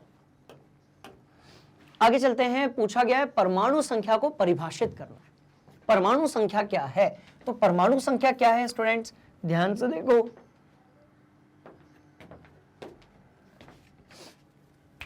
परमाणु संख्या या परमाणु क्रमांक क्या है आपका, प्रोटॉनों की कुल संख्या जो होगी उसको हम क्या बोलेंगे, परमाणु संख्या। इलेक्ट्रॉन की संख्या में कोई भी परिवर्तन आ जाए उससे परमाणु संख्या में कोई असर नहीं पड़ेगा। न्यूट्रॉन की संख्या में कोई परिवर्तन आ जाए उससे परमाणु संख्या में कोई परिवर्तन नहीं आएगा। समझ लेते हैं, पक्का पक्का ध्यान से देखो। किसी तत्व में उपस्थित प्रोटॉनों की जो संख्या होती है वह उस तत्व की परमाणु संख्या कहलाती है। जैसे हाइड्रोजन में 1 प्रोटॉन है तो इसलिए हाइड्रोजन का परमाणु संख्या भी 1 होगी। इसी तरीके से कार्बन में 6 प्रोटॉन है तो इसकी परमाणु संख्या 6 होगी। इलेक्ट्रॉन के कम या ज्यादा होने से परमाणु संख्या पे कोई भी असर नहीं पड़ता, समझने की कोशिश करते हैं। ध्यान से देखिए, अब जैसे मैंने लिखा भाई सोडियम, अब इसकी परमाणु संख्या कितनी है, 11 है। इलेक्ट्रॉन कितने हैं इसमें, 2 है, 8 है और 1 है। पर यदि आपने सोडियम से एक इलेक्ट्रॉन बाहर निकाल दिया, अष्टक पूरा करने के लिए आपने अंतिम कक्षा का इलेक्ट्रॉन बाहर निकाल दिया, तो अब परमाणु संख्या कितनी हो गई। तो अभी भी ध्यान से देखो, पहले भी परमाणु संख्या 11 थी और अभी भी 11 है, क्योंकि प्रोटॉनों की संख्या जो है, देखो यहां इलेक्ट्रॉन कितने थे भाई, 11 थे। प्रोटॉन कितने थे, 11 थे। यहां इलेक्ट्रॉन अब कितने हैं, 10 हैं, और प्रोटॉन कितने हैं, 11 हैं। तो तुलनात्मक तरीके से आपका जो प्रोटॉन है वो इलेक्ट्रॉन से कैसा है भाई, ज्यादा है। इसका मतलब क्या होगा, ये धनावेशित होगा। एक इकाई ये कैसा हो जाएगा स्टूडेंट्स, धनावेशित हो जाएगा। तो यहां पर कैसा आ जाएगा, फिर प्लस आ जाएगा। तो ये जो चीज है ये क्या है, ध्यान से देखिए, ये जो चीज है ये है आपकी परमाणु, ये है आपका परमाणु, और वो जो चीज है वो इस परमाणु का क्या है भाई, तो आयन है। बात समझ में आ रही है, क्या है, आयन है। और कैसा आयन है, तो धनात्मक आयन है। बात समझ में आ गई। तो इस तरफ परमाणु है और उस तरफ क्या है, आपका आयन है। ध्यान से देखिए, इलेक्ट्रॉन में परिवर्तन हुआ, परमाणु संख्या में कोई परिवर्तन नहीं हुआ, क्योंकि प्रोटॉनों की जो संख्या है वो दोनों ही तरफ कैसी है भाई, एक समान है। बात समझ में आ गई। तो इसको भी आप नोट कर लीजिएगा। इलेक्ट्रॉन की संख्या में या न्यूट्रॉन की संख्या में परिवर्तित होने से प्रोटॉनों की संख्या में यदि परिवर्तन नहीं हो रहा है तो परमाणु संख्या में भी कोई परिवर्तन नहीं होगा। तो परमाणु संख्या मतलब क्या, परमाणु संख्या मतलब प्रोटॉनों की संख्या। और आप इसको लिख सकते हैं, ये चीज जरूर इसमें लिखिएगा, परमाणु संख्या ही किसी परमाणु की क्या है, पहचान है। परमाणु संख्या किसी परमाणु की क्या है स्टूडेंट्स, तो भाई पहचान है। बात समझ में आ गई, पक्का पक्का, चलो नोट कर लो। ठीक, बात एकदम क्लियर है। चलिए आगे बढ़ेंगे अगले सवाल की तरफ और देखते हैं इसमें हमसे क्या पूछा गया। ठीक है, चलो। परमाणु द्रव्यमान को परिभाषित करना है भाई आपको। परमाणु द्रव्यमान संख्या से परमाणु द्रव्यमान को हम परिभाषित कर सकते हैं। प्रोटॉन और न्यूट्रॉन की कुल संख्या जो होती है वो होती है आपकी परमाणु द्रव्यमान संख्या। तो लिखा होगा, ध्यान से देखिए, किसी तत्व में उपस्थित प्रोटॉनों तथा न्यूट्रॉनों की संख्या को योग करने पर हमें मिलता है परमाणु द्रव्यमान संख्या। जैसे हीलियम है तो इसमें परमाणु कितने भाई, 2 है। न्यूट्रॉनों की संख्या भी कितनी है, 2 है। दोनों को आपने जोड़ दिया, ठीक है। अच्छा, इसमें एक चीज ऐड करने वाली है स्टूडेंट्स, द्रव्यमान संख्या अलग चीज होती है और परमाणु द्रव्यमान अलग होता है। द्रव्यमान जो है वो एक भौतिक राशि है, तो उसको हम किलोग्राम में लिखते हैं, यू में लिखते हैं। बात समझ में आ रही है। तो द्रव्यमान संख्या क्या है वो देखो, तो द्रव्यमान संख्या आपकी जो है वो क्या है भाई, वो है आपकी 4। और द्रव्यमान जो है वो क्या है, तो द्रव्यमान होगा आपका 4u। तो ये एक छोटा सा अंतर है, आपको कंफ्यूज होने की जरूरत नहीं है। बात समझ में आ गई। आपसे जब पूछा जाएगा द्रव्यमान संख्या क्या है, बात समझ में आ रही है, तो आप क्या लिखेंगे, 4 लिखेंगे। पर आपसे यदि पूछा जाएगा द्रव्यमान क्या है, तो आप लिखेंगे 4u। क्लियर। तो जितने प्रोटॉन है उतने न्यूट्रॉनों को आप यदि जोड़ देंगे तो आपको मिलेगी द्रव्यमान संख्या। उसके आप आगे यदि u लगा देंगे तो वो परिवर्तित हो जाएगा किसमें, द्रव्यमान में। बात समझ में आ गई, चलो नोट कर लो। पक्का पक्का, कोई दिक्कत वाली बात नहीं है, ठीक है। चलिए अब पूछा गया है समस्थानिक किसे कहा जाता है। क्या समस्थानिक क्या कहते हो, किया था ये रहा वाला। समस्थानिक समान परमाणु क्रमांक भिन्न भिन्न द्रव्यमान संख्या, समान परमाणु क्रमांक भिन्न भिन्न द्रव्यमान संख्या। ध्यान से देखो, परमाणु क्रमांक एक समान है बट न्यूट्रॉन के अलग अलग होने से द्रव्यमान संख्या जो है उसमें परिवर्तन आ रहा है। बात समझ में आ रही। तो लिखा हुआ है, किसी तत्व के वे परमाणु होते हैं, किसी तत्व के वे परमाणु होते हैं जिनकी परमाणु संख्या तो बराबर होती है, परंतु परमाणु द्रव्यमान जो होता है कैसा होता है भाई, भिन्न भिन्न होता है। बात समझ में आई, समझने की कोशिश करते हैं। चलिए, तो मैंने लिखा भाई कार्बन 6 12, कार्बन 6 13, कार्बन 6 14। सब में प्रोटॉनों की संख्या कितनी है वो देख लेते हैं भाई। तो प्रोटॉन और न्यूट्रॉनों की संख्या देख लेते हैं सब में, है ना। ध्यान से देखो, कहानी सिंपल है। 6 6 6 6 और 13 में से 6 गए 7 और ये 8। तो एक चीज तो क्लियर हो गई, समस्थानिकों में न्यूट्रॉनों की संख्या भिन्न होती है। इसको भी ऐड करेंगे आप लोग, ठीक है। तो पहली बात ये कि यहां पर जो न्यूट्रॉनों की संख्या है,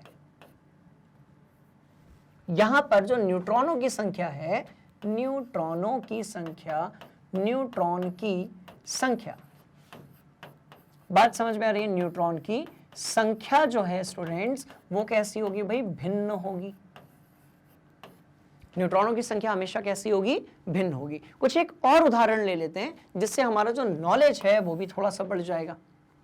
बात समझ में आ रही है। तो एक काम करते हैं, नाइट्रोजन का उदाहरण ले लेते हैं। तो नाइट्रोजन कैसा भाई, तो 7 और 14, और नाइट्रोजन 7 और यहां पर कितना 15। इसी तरीके से क्लोरीन का उदाहरण ले लेते हैं, नॉलेज भी बढ़ जाएगा, कॉन्सेप्ट भी सीख लेंगे, है ना। तो क्लोरीन का कितना भाई, 17 35 और 17 37। आप याद करिए, हमने कॉन्सेप्ट वीडियो में और एनसीईआरटी वाला जो आपका सॉल्यूशन वाला पार्ट था उसमें भी पढ़ा था ये चीज कि इसी तरीके से कोबाल्ट होता है, जिसका कोबाल्ट 60 आपका जो समस्थानिक होता है वो कैंसर के इलाज में उपयोग किया जाता है।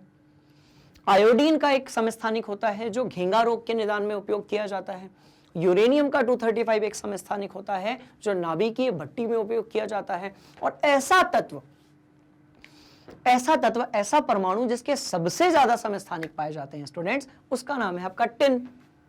क्या नाम है, सबसे ज्यादा, ध्यान से देखो, सबसे, ध्यान से देखो, ये इंफॉर्मेशन बड़े काम की है। सबसे ज्यादा समस्थानिक, सबसे ज्यादा समस्थानिक, तो सबसे ज्यादा समस्थानिक किसके पाए जाते हैं, तो आपके टिन के पाए जाते हैं। किसके, tin tin tin tin tin tin. Symbol क्या होगा, Sn। परमाणु क्रमांक क्या होगा, 50। रुको रुको रुको रुको रुको रुको, परमाणु क्रमांक क्या होगा भाई, तो 50 होगा। कहानी समझ में आ गई, कोई दिक्कत वाली बात। तो सबसे ज्यादा समस्थानिक किसके पाए जाते हैं, आपके टिन के पाए जाते हैं। कितना, परमाणु क्रमांक होगा 50, लगभग 10 के आसपास समस्थानिक हैं और बहुत ही ज्यादा ये स्थायी हैं। इससे ज्यादा भी हो सकते हैं स्टूडेंट्स, पर कितने, तो भाई 10 तो है ही है। बात समझ में आ रही है, कोई दिक्कत वाली बात, सवाल ही नहीं पैदा होता। तो ये थे हमारी समस्थानिकों के बारे में एक छोटी सी जानकारी। ठीक, सामान्यतः हम कार्बन की बात करते हैं। अच्छा, हमने हाइड्रोजन लिया ही नहीं, चलो हाइड्रोजन के भी ले लेते हैं, क्या कहते हो, हाइड्रोजन के भी ले लेते हैं स्टूडेंट्स। तो पहला है प्रोटियम 1, दूसरा है ड्यूटेरियम 2 और तीसरा है टाइटियम 3। लो, समस्थानिक का कोटा पूरा हो गया। अब यदि आपके सिलेबस में समस्थानिक से कोई सवाल आएगा, आप इनमें से भी कोई भी आप आंसर दे सकते हो। ऐसा नहीं कि कक्षा 9वीं के लिए, कक्षा 10वीं, कक्षा 11वीं, 12वीं के लिए भी इतने जो उदाहरण हैं समस्थानिक के, मोर देन एनफ है। आप अपने बड़े भैया दीदी सीनियर जो हैं उनको भी बता सकते हैं कि इतने प्रकार के समस्थानिक होते हैं। ट्राई कीजिएगा, उनसे पूछिएगा उनको कितने पता है। एंड मैं बता रहा हूं, आपको जानकर ताज्जुब होगा स्टूडेंट्स कि बहुत सारे स्टूडेंट्स 11 12 के होते हैं, उनको भी सारे समस्थानिकों के बारे में पता नहीं होता है। बात समझ में आ गई, पक्का पक्का। चलो नोट कर लो, आगे बढ़ते हैं। कर लिया, ठीक है, ये बढ़े आगे। और ये रहा अगला सवाल, हाइड्रोजन के 3 स्थानिकों के नाम लिखिए और इनके संकेत सूत्र, परमाणु संख्या और परमाणु द्रव्यमान लिखिए। बिल्कुल लिखेंगे, बिल्कुल लिखेंगे, बिल्कुल लिखेंगे, ठीक है। प्रोटियम है, ड्यूटेरियम है, ड्यूटेरॉन भी कहते हैं, और ट्राइटन है, ट्राइटियम भी कहते हैं इसको, ठीक है। तो 3 है, आप याद करो, अभी बनाए थे हाइड्रोजन, प्रोटियम, ड्यूटेरियम, ट्राइटियम। बात समझ में आ गई, ध्यान से देखो। तो भाई पहला जो है वो आपका प्रोटियम है, दूसरा ड्यूटेरियम है, ड्यूटेरॉन भी कहते हैं, और तीसरा ट्राइटियम है, और इसको हम ट्राइटन भी कहते हैं। बात समझ में आ गई। अब ध्यान से देखो स्टूडेंट्स, भाई प्रोटियम जो है वही सबसे ज्यादा प्रकृति में पाया जाता है, तो उसी को हम हाइड्रोजन भी कह देते हैं। तो वो हो गया H, D और T। परमाणु क्रमांक एक समान होगा, इसलिए सब में प्रोटॉनों की जो संख्या होगी वो भी एक समान होगी। तो मैं यहां पर लिख देता हूं प्रोटॉनों की संख्या, प्रोटॉन संख्या। कहानी समझ में आई? ठीक है। और वो परमाणु द्रव्यमान क्रमांक है, द्रव्यमान नहीं है, परमाणु द्रव्यमान क्रमांक है। तो यहां रुको एक मिनट, तो क्रमांक है, क्लियर हो गया। चलिए, तो परमाणु द्रव्यमान क्रमांक है। एक काम करते हैं, सबके डायग्राम भी बना लेते हैं। क्या कहते हो, बात समझ में आ रही है? तो जल्दी से सबके डायग्राम भी बना लेते हैं। ध्यान से देखो, इसके पास एक प्रोटॉन है, इसके पास भी एक प्रोटॉन है, और इसके पास भी एक प्रोटॉन है स्टूडेंट्स। ठीक है, तो तीनों के पास एक एक प्रोटॉन है। पहले वाले के पास कोई भी न्यूट्रॉन नहीं है, दूसरे वाले के पास एक न्यूट्रॉन है, और तीसरे वाले के पास दो न्यूट्रॉन है। बात समझ में आई? कोई दिक्कत वाली बात? और इलेक्ट्रॉन कैसे होंगे? तो भाई सबके पास एक एक इलेक्ट्रॉन होंगे, कोई दिक्कत वाली बात नहीं है स्टूडेंट्स। तो सबके पास जो है, इसके पास भी एक इलेक्ट्रॉन होगा, इसके पास भी एक इलेक्ट्रॉन होगा, और यहां पर भी आपका एक इलेक्ट्रॉन होगा।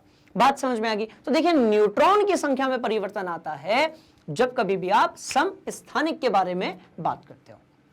क्लियर? तो डायग्राम भी बना लीजिएगा, कॉपी चेक करने वाली मैडम और सर वो भी खुश हो जाएंगे और बढ़िया से आपको मार्क्स मिलेंगे। बात समझ में आ गई? चलिए, इसको नोट कर लीजिए। बढ़ते हैं अगले सवाल की तरफ और देखते हैं क्या पूछा गया है। चलो पढ़ लो इसको। पढ़ लिया? तो भाई क्या है, समभारिक किसे कहते हैं? अभी तक हमने समस्थानिक की बात की थी, अब हम बात किसकी कर रहे हैं स्टूडेंट्स? समभारिक की। ठीक है, चलो क्या बात हो रही है समभारिक में? उदाहरण सहित समझाइए, बिल्कुल उदाहरण सहित समझाएंगे। अब आपकी जो द्रव्यमान संख्या है, ठीक है, वो एक समान होगी, पर जो परमाणु संख्या है वो कैसी होगी? तो वो हो जाएगी आपकी अलग अलग हो जाएगी। लिखा होगा द्रव्यमान संख्या कैसी है? समान है, और परमाणु संख्या कैसी है? भिन्न भिन्न होती है। जैसे कैल्शियम की परमाणु संख्या 20 है और ऑर्गन की परमाणु संख्या 18 है, जबकि दोनों तत्वों का परमाणु द्रव्यमान कितना है भाई? आपका 40 है। पक्का पक्का? जो बना लेते हैं इसको, ध्यान से देखो। तो ये लिखा मैंने कैल्शियम, नहीं पहले हम जो है ऑर्गन लिखेंगे, वो पहले आता है। ठीक है, तो ये लिखा मैंने AR और यहां लिखा मैंने कैल्शियम।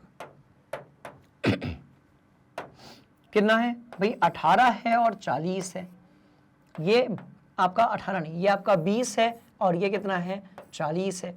स्टूडेंट्स ध्यान से देखोगे, अभी क्या करने वाला हूं मैं? प्रोटॉनों की संख्या और न्यूट्रॉनों की संख्या भी लिखने वाला हूं। क्या कहते हो?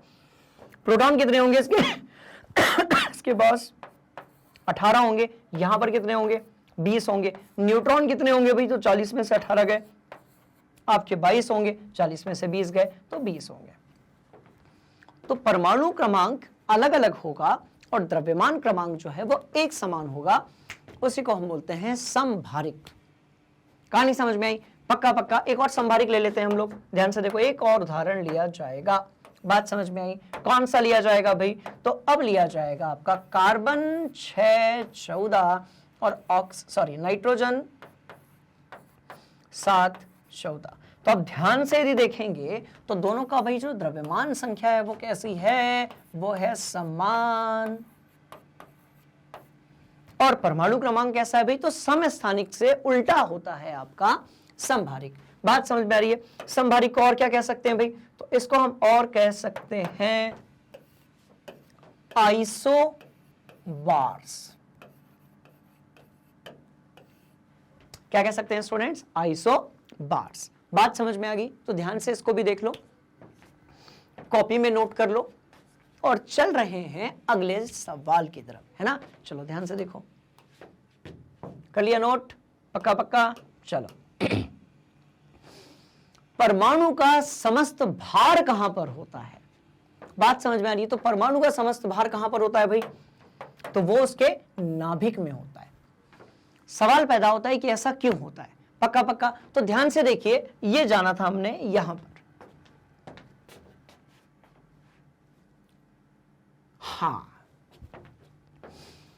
प्रोटॉन इलेक्ट्रॉन से लगभग कितने गुना भारी है? 2000 गुना भारी है। ठीक है, अब हम यहां पर आते हैं, तो हम एक जानकारी जो है वो साझा करते हैं कि भाई प्रोटॉन और प्रोटॉन और क्या था भाई, न्यूट्रॉन। प्रोटॉन और न्यूट्रॉन इलेक्ट्रॉन से, प्रोटॉन और न्यूट्रॉन इलेक्ट्रॉन से 2000 गुना क्या है, भारी है। प्रोटॉन और इलेक्ट्रॉन, सॉरी, प्रोटॉन और न्यूट्रॉन इलेक्ट्रॉन से 2000 गुना, लगभग 2000 गुना, ठीक है, भारी है। और ये दोनों कहां पाए जाते हैं भाई, नाभिक में पाए जाते हैं। प्रोटॉन और न्यूट्रॉन दोनों कहां पाए जाते हैं, तो आप यदि ध्यान से देखेंगे तो प्रोटॉन और न्यूट्रॉन दोनों हैं, कहां पाए जाते हैं, तो ये पाए जाते हैं आपके नाभिक में। कहां पाए जाते हैं स्टूडेंट्स, नाभिक में। कहानी समझ में आ रही है? तो ये पाए जाते हैं किसमें भाई, नाभिक में। ये रहा नाभिक, ये रहा नाभिक। प्रोटॉन न्यूट्रॉन दोनों नाभिक में पाए जाते हैं। और इलेक्ट्रॉन जो है वो कहां पाया जाता है, इलेक्ट्रॉन पाया जाता है ऊर्जा कक्षा में। गलत ऊर्जा कक्षा बन गई, थोड़ा सा गोला सही बनाते हैं। ये गोला सही बना क्या, बिल्कुल सही बना। तो आपका जो इलेक्ट्रॉन है वो इसमें पाया जाता है, जैसे पहली कक्षा में 2 इलेक्ट्रॉन पाए जाते हैं। तो इसका मतलब ये हुआ कि परमाणु का जो पूरा का पूरा द्रव्यमान है वो कहां पर होगा भाई, नाभिक में होगा स्टूडेंट्स। क्यों होगा, ये नाभिक में होगा। क्यों, क्योंकि नाभिक के अंदर ही दोनों चीजें पाई जाती हैं, प्रोटॉन भी और न्यूट्रॉन भी। क्या कहते हो, बात समझ में आ गई? तो प्रोटॉन न्यूट्रॉन जहां पर होंगे द्रव्यमान वहां पर होगा। यदि वो नाभिक में होंगे तो द्रव्यमान कहां पर होगा भाई, नाभिक में होगा। बात समझ में आ रही है? तो इसको हम और कैसे लिखते हैं कि इसको हम लिखेंगे किसी परमाणु का 99.99% द्रव्यमान किसमें पाया जाता है, क्या कहते हो, नाभिक में पाया जाता है। किसमें पाया जाता है, नाभिक में पाया जाता है। कहानी समझ में आई? पक्का पक्का। तो किसमें पाया जाता है भाई, तो नाभिक में पाया जाता है। चलो नोट कर लो, पक्का। कोई दिक्कत वाली बात, कोई डाउट, कोई कॉन्सेप्ट में दिक्कत तो मुझे आप कमेंट बॉक्स में बताइएगा स्टूडेंट्स। पक्का ना? चलिए, तो परमाणु का समस्त भार जो है वो कहां होता है, समस्त मतलब लगभग 99.9% कहां पर होता है, उसके नाभिक में होता है। बात समझ में आ गई? चलिए अगले सवाल की तरफ चलेंगे। ठीक, नोट कर लो। क्या पूछा गया भाई, परमाणु के नाभिक में उपस्थित अपरमाणु कणों के नाम बताने हैं। बिल्कुल बताए जाएंगे। 2 होते हैं, प्रोटॉन और न्यूट्रॉन। दोनों का द्रव्यमान लगभग समान होता है। ये धनात्मक होता है, ठीक है। और ये कैसा होता है भाई, तो उदासीन होता है। ये कैसा होता है, तो ये होता है आपका धनात्मक प्रोटॉन और उदासीन क्या होगा, आपका न्यूट्रॉन होगा। कहानी समझ में आ गई? एकदम आसान वाली बात है, कई बार डिस्कस कर लिया तो आपके दिमाग के अंदर भी फिट हो गया होगा। बात समझ में आ रही है? चलिए, तो परमाणु के नाभिक में उपस्थित अपरमाणु कण यानी कि मूलभूत कण कौन से होते हैं भाई, तो परमाणु के अंदर पाए जाते हैं आपके प्रोटॉन और न्यूट्रॉन। इलेक्ट्रॉन जो रहेगा स्टूडेंट्स वो कहां पर होगा, तो भाई वो ऊर्जा कक्षा में होगा, वो नाभिक में नहीं होगा। ठीक है, पक्का पक्का। चलो नोट कर लो।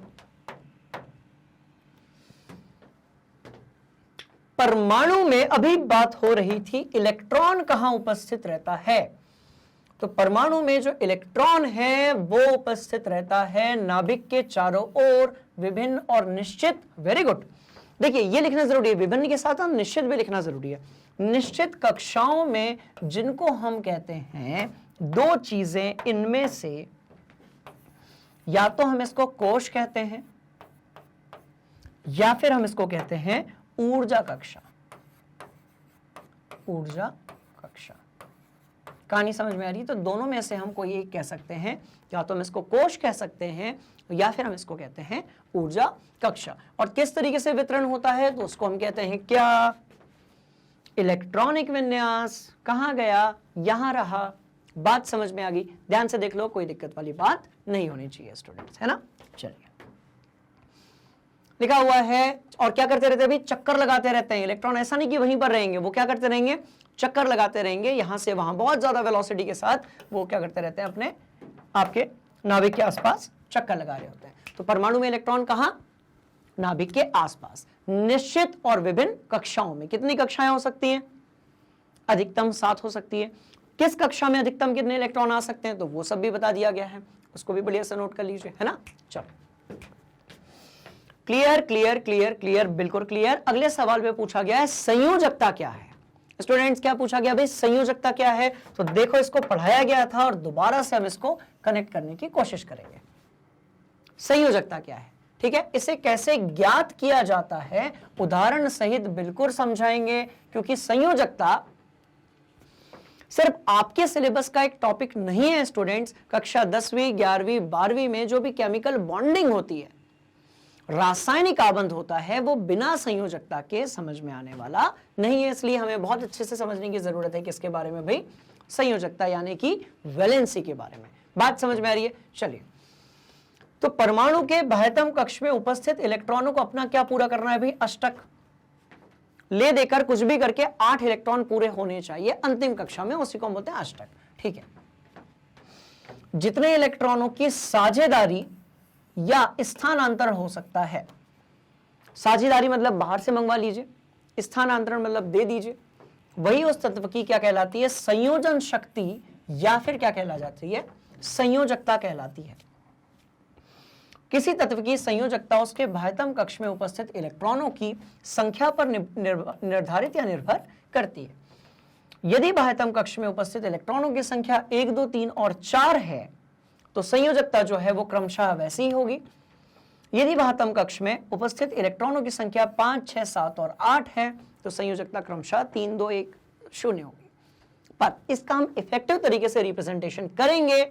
आप इसका पहले स्क्रीनशॉट लेकर इसको लिख लो, फिर मैं आपको एक बढ़िया चीज जो है वो बता रहा हूं। ठीक है, ध्यान से देखना।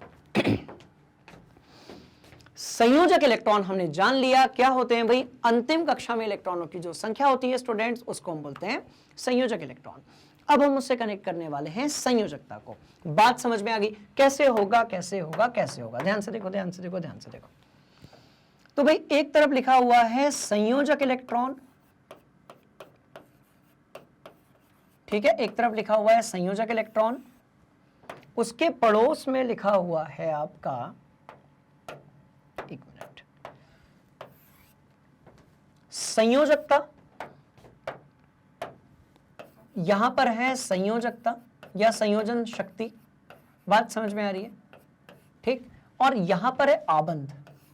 तो जितनी किसी चीज की संयोजकता होगी वही उसका क्या होगा भाई, आबंध होगा।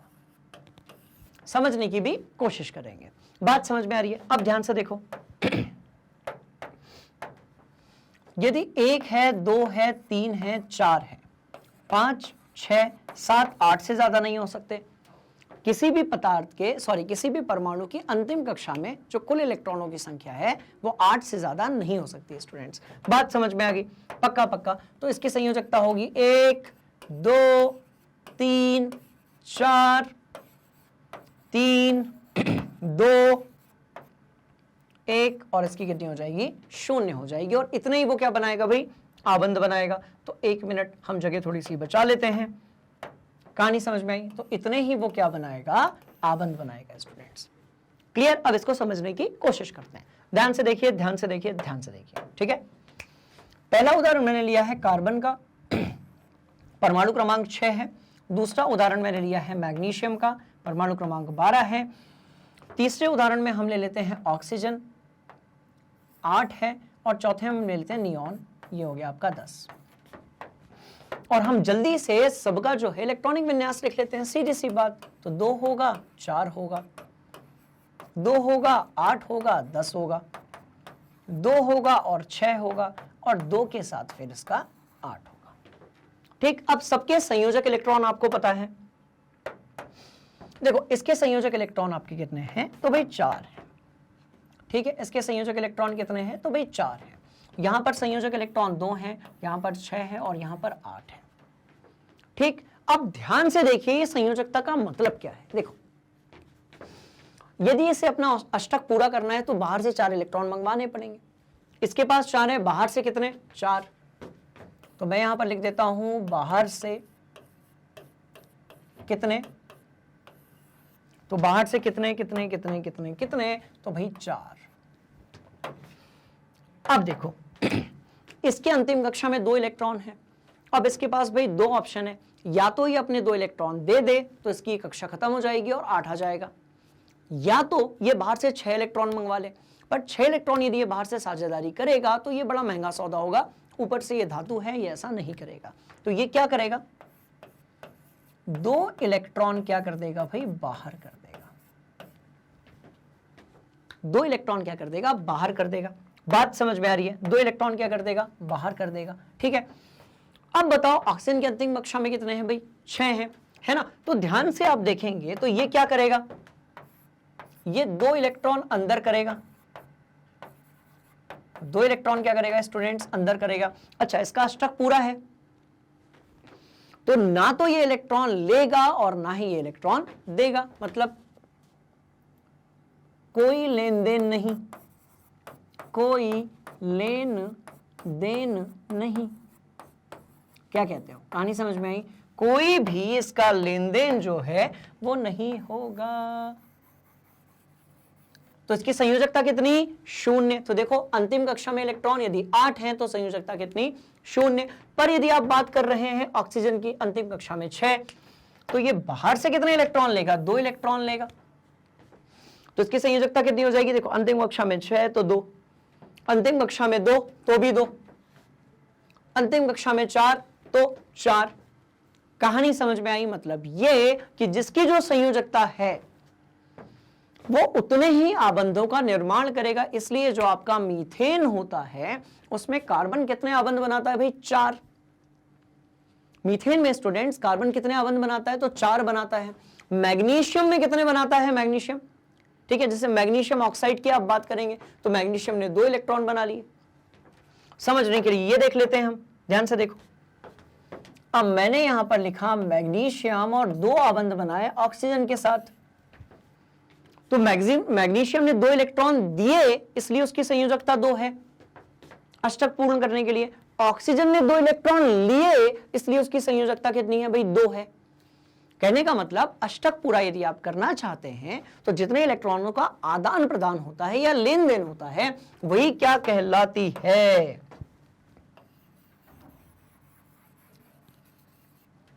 संयोजकता। और सामान्यतः जो जिसकी संयोजकता होगी वही वो कितने बनाएगा?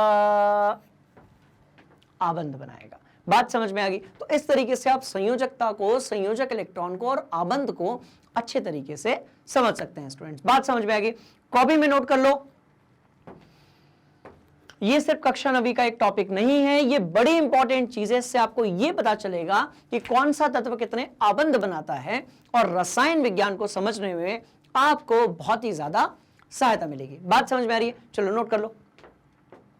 ये क्लियर? ये क्लियर? इतना लिखोगे, दीर्घ उत्तरी है तो फिर ये भी उसमें आप लिखोगे। बात समझ में आ रही है? चलो आगे आगे आगे आगे आगे बढ़ेंगे अगले सवाल की तरफ, है ना। परमाणु के उस अनावेशित कण का नाम बताइए जो परमाणु के नाभिक में उपस्थित होता है। भाई अनावेशित कण है मतलब शून्य आवेश है, शून्य आवेश है, शून्य शून्य शून्य आवेश है। तो शून्य आवेश किस में होगा? तो न्यूट्रॉन में होगा। शून्य आवेश किस में होगा? न्यूट्रॉन में। प्रोटॉन धनात्मक है और इलेक्ट्रॉन आपका ऋणात्मक है। ठीक है, तो आंसर क्या होगा आपका? न्यूट्रॉन। बात समझ में आई? कोई दिक्कत वाली बात? चलो आगे बढ़ेंगे। पूछा गया है अगर किसी परमाणु के और एल कोश भरा है तो उस परमाणु में, ओके, ये 3 चीजें बतानी है, एल कोश और के कोश। क्या होता है समझ लेते हैं पहले, ध्यान से देखो। एल यानी कि दूसरा, के यानी कि पहला, ठीक है। के यानी कि पहला कोश, एल यानी कि दूसरा कोश। पहले में 2 और दूसरे में 8, तो इलेक्ट्रॉन आ गए आपके 10 टोटल, है ना। चलो तो ठीक है, बना ही लेते हैं ना इसको। रुको ना, इंटरेस्टिंग तो है स्टूडेंट्स, ध्यान से देखो। तो भाई ये नाभिक हो गया, क्या कहते हो? ये पहले कोश है और ये दूसरा कोश है। इलेक्ट्रॉन भी बना लेते हैं, ठीक है, ध्यान से देखो। इलेक्ट्रॉन बनाए जाएंगे। पहले में 2 इलेक्ट्रॉन, पहले में 2 इलेक्ट्रॉन, दूसरे में 1 2 3 4 5 6 7 8, इस तरीके से हम बनाते हैं इसको। ठीक है जी, ये हो गया आपका K और ये हो गया आपका L। अब आते हैं सवालों पर। ठीक, और ये जो है आपका भाई, ये हो गया आपका नाभिक। तो ये हो गया नाभिक। बेसिकली बात हो रही है नियॉन की, है ना। नियॉन का परमाणु क्रमांक आपका कितना है भाई? 10 है। 2 और 8 10 है ना। तो नाभिक में जो है 8 प्रोटॉन है और साथ में जो है 8 न्यूट्रॉन है। चलो आगे बढ़ते हैं। इलेक्ट्रॉनों की संख्या क्या होगी? तो इलेक्ट्रॉनों की संख्या हो जाएगी 10। उस तत्व का नाम लिखेंगे तो बिल्कुल लिखेंगे, उसका नाम क्या होगा भाई? नियॉन।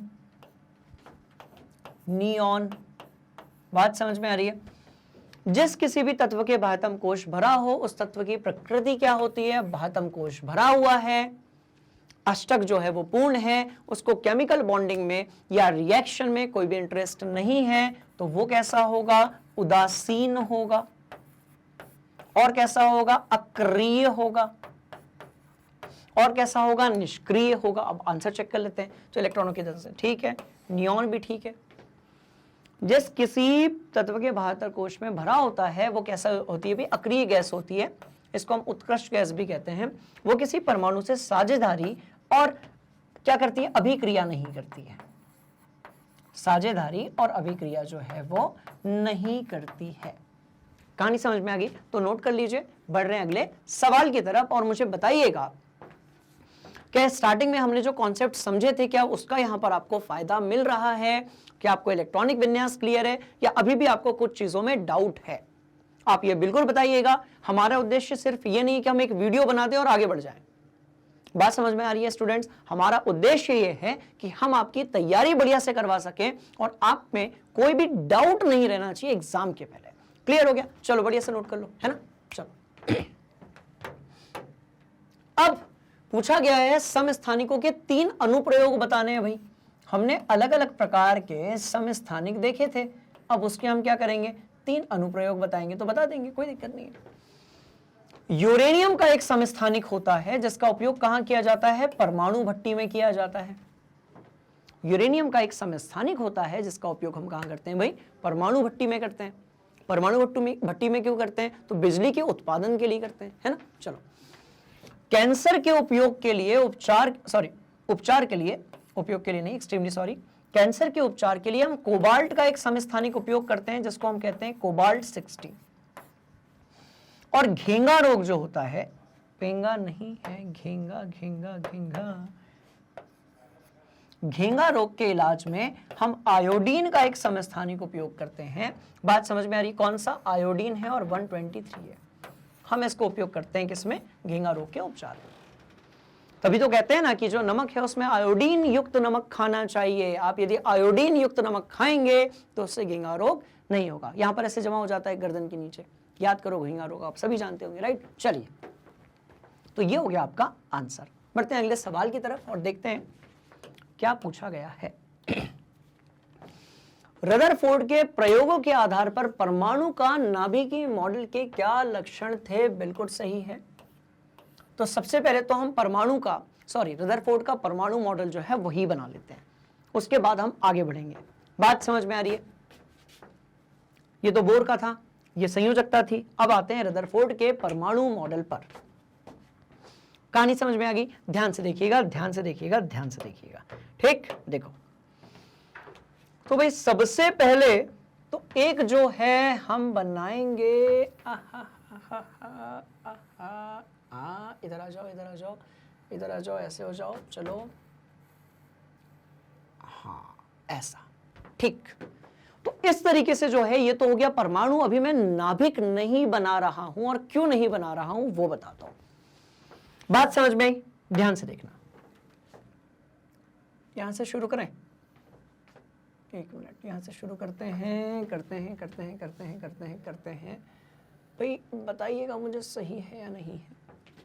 ऐसे अलग अलग जो है शुरू करते हैं, है ना। ध्यान से देखिएगा स्टूडेंट्स, रदरफोर्ड वाला जो मॉडल है ये बड़ा जरूरी है।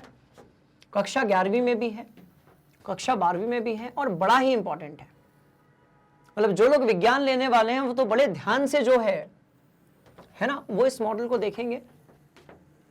ठीक, जो भी चीज यहां पर मैं बना रहा हूं उसको बड़े गौर से देखेंगे। बात समझ में आ रही है?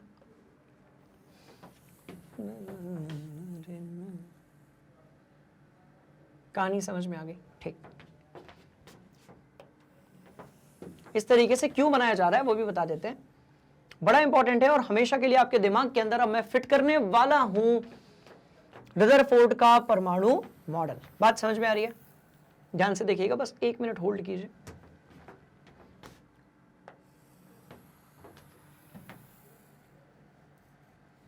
चलो, ये जो बड़ा वाला गोला है ये बेसिकली क्या है आपका? ये था आपका परमाणु। ठीक है, अभी नाभिक नहीं बनाया गया है। क्यों नहीं बनाया गया है वो भी बताते हैं।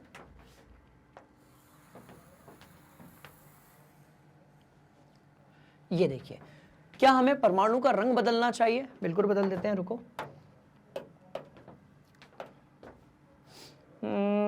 लाल कलर से बनाते हैं हम परमाणु। ठीक है, बस सेम बन जाना चाहिए हमसे। परमाणु लगभग सेम बन गया। ठीक है, लगभग एक प्रकार से जो है हमारा परमाणु जो है वो तैयार है। बात समझ में आ रही है? अब ध्यान से देखिएगा क्या बनाने वाला हूं मैं, है ना? तो ध्यान से देखिएगा, ध्यान से देखिएगा, ध्यान से देखिएगा, ध्यान से, ध्यान से, ध्यान से, ध्यान से, ध्यान से। क्या मैंने आपको अल्फा कणों के बारे में बताया था? बिल्कुल बताया था कि सर अल्फा कण जो होते हैं, बच्चों ने बताया भी था मुझे कि सर जो अल्फा कण होते हैं वो कैसे होते हैं भाई? तो धनात्मक होते हैं। बात समझ में आ रही है? अल्फा कण कैसे होते हैं स्टूडेंट्स? धनात्मक। अब देखो, इससे रदरफोर्ड का जो मॉडल है वो बढ़िया तरीके से आपके दिमाग में क्लिक कर जाएगा। तो रदरफोर्ड ने क्या किया कि सोने की पतली झिल्ली ली, पतली पन्नी ली और उस पर क्या किया? अल्फा कण मारे। अब आपके जो अल्फा कण है स्टूडेंट्स वो कैसे हैं भाई? तो ये आपके धनात्मक हैं, पॉजिटिव है। अल्फा कण कैसे हैं? तो धनात्मक है, पॉजिटिव है। बात समझ में आ रही है? तो इस तरीके से उन्होंने ये बहुत सारे अल्फा कण जो थे वो इस डायरेक्शन में भेजना शुरू किए। देखो, तो सारे के सारे जो अल्फा कण हैं वो किधर जा रहे हैं भाई? परमाणु की तरफ जा रहे हैं। बात समझ में आ रही है? अब ना अधिकतम अल्फा कण जो थे वो बाहर निकल गए। ध्यान से देखो, ये बड़ा परमाणु है आपका और वो वहां पर है बहुत सारे अल्फा कण, तो उसको भी अपन लिख लेते हैं, कोई दिक्कत वाली बात ही नहीं है। तो ये सभी क्या है भाई? अल्फा कण हैं। कैसे होते हैं? तो धनावेशित होते हैं। बात समझ में आ रही है? तो इतने सारे अल्फा कण हैं, किस तरफ जा रहे हैं? परमाणु की तरफ जा रहे हैं। अब हुआ क्या? ध्यान से देखिएगा। अब क्या हुआ? ऊपर वाला जो अल्फा कण था वो तो सीधा चला गया, उसके नीचे वाला भी सीधा चला गया, उसके नीचे वाला भी सीधा चला गया, ये भी सीधा चला गया।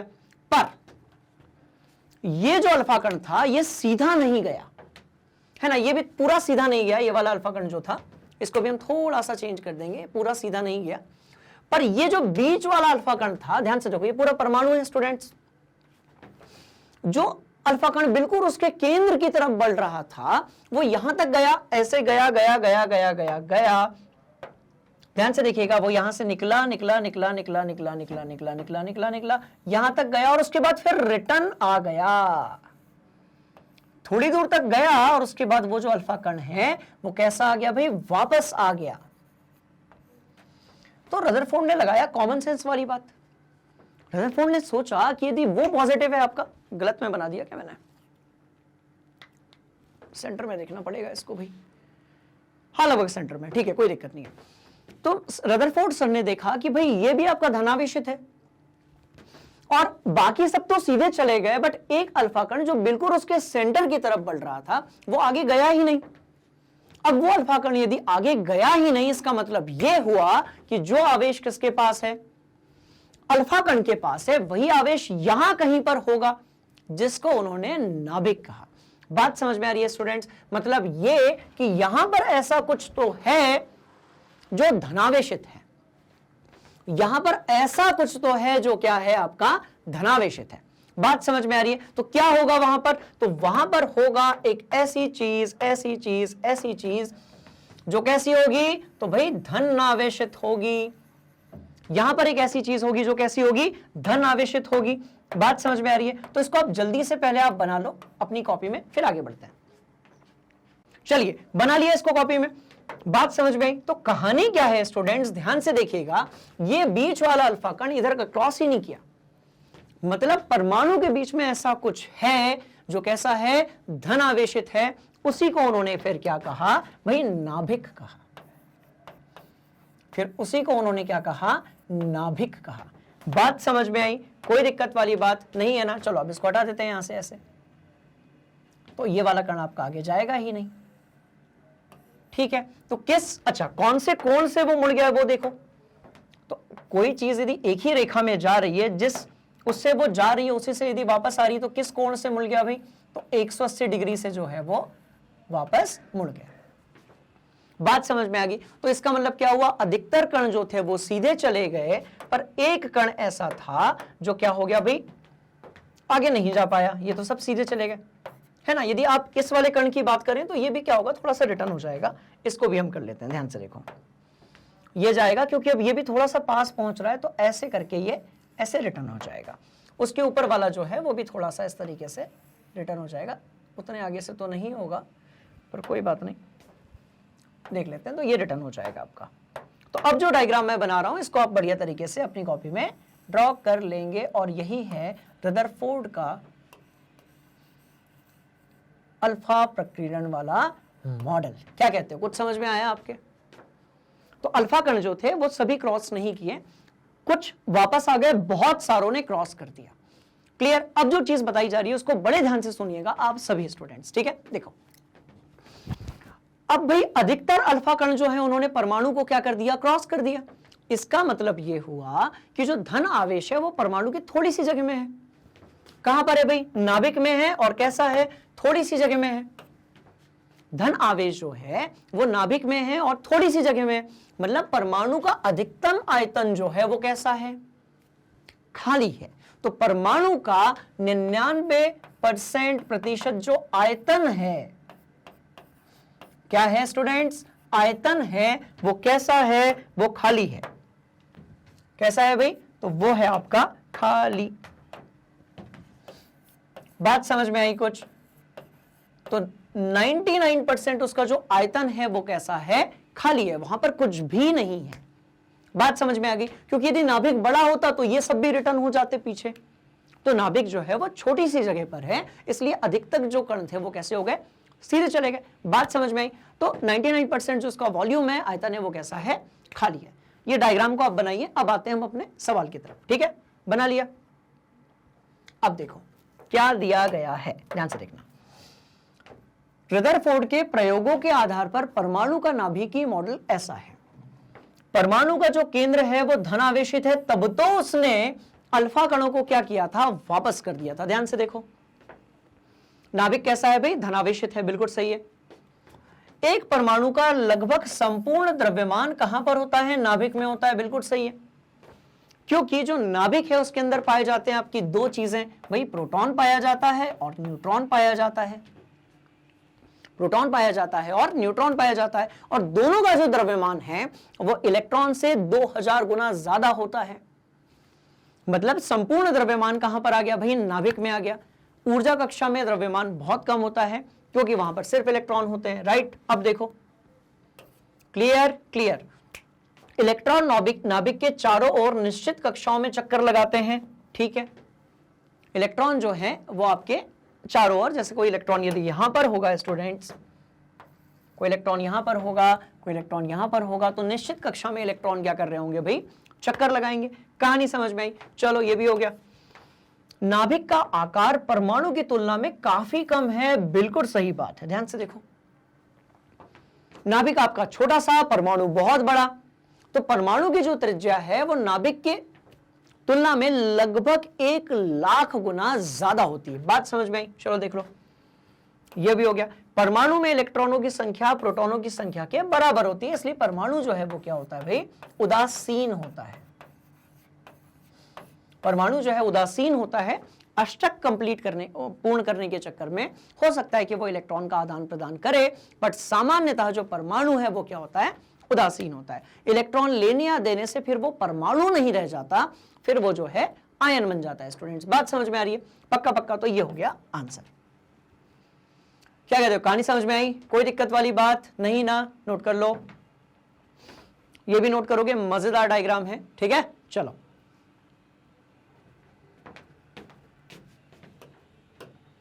अगला सवाल, परमाणु केंद्रक या नाभिक की खोज किसने की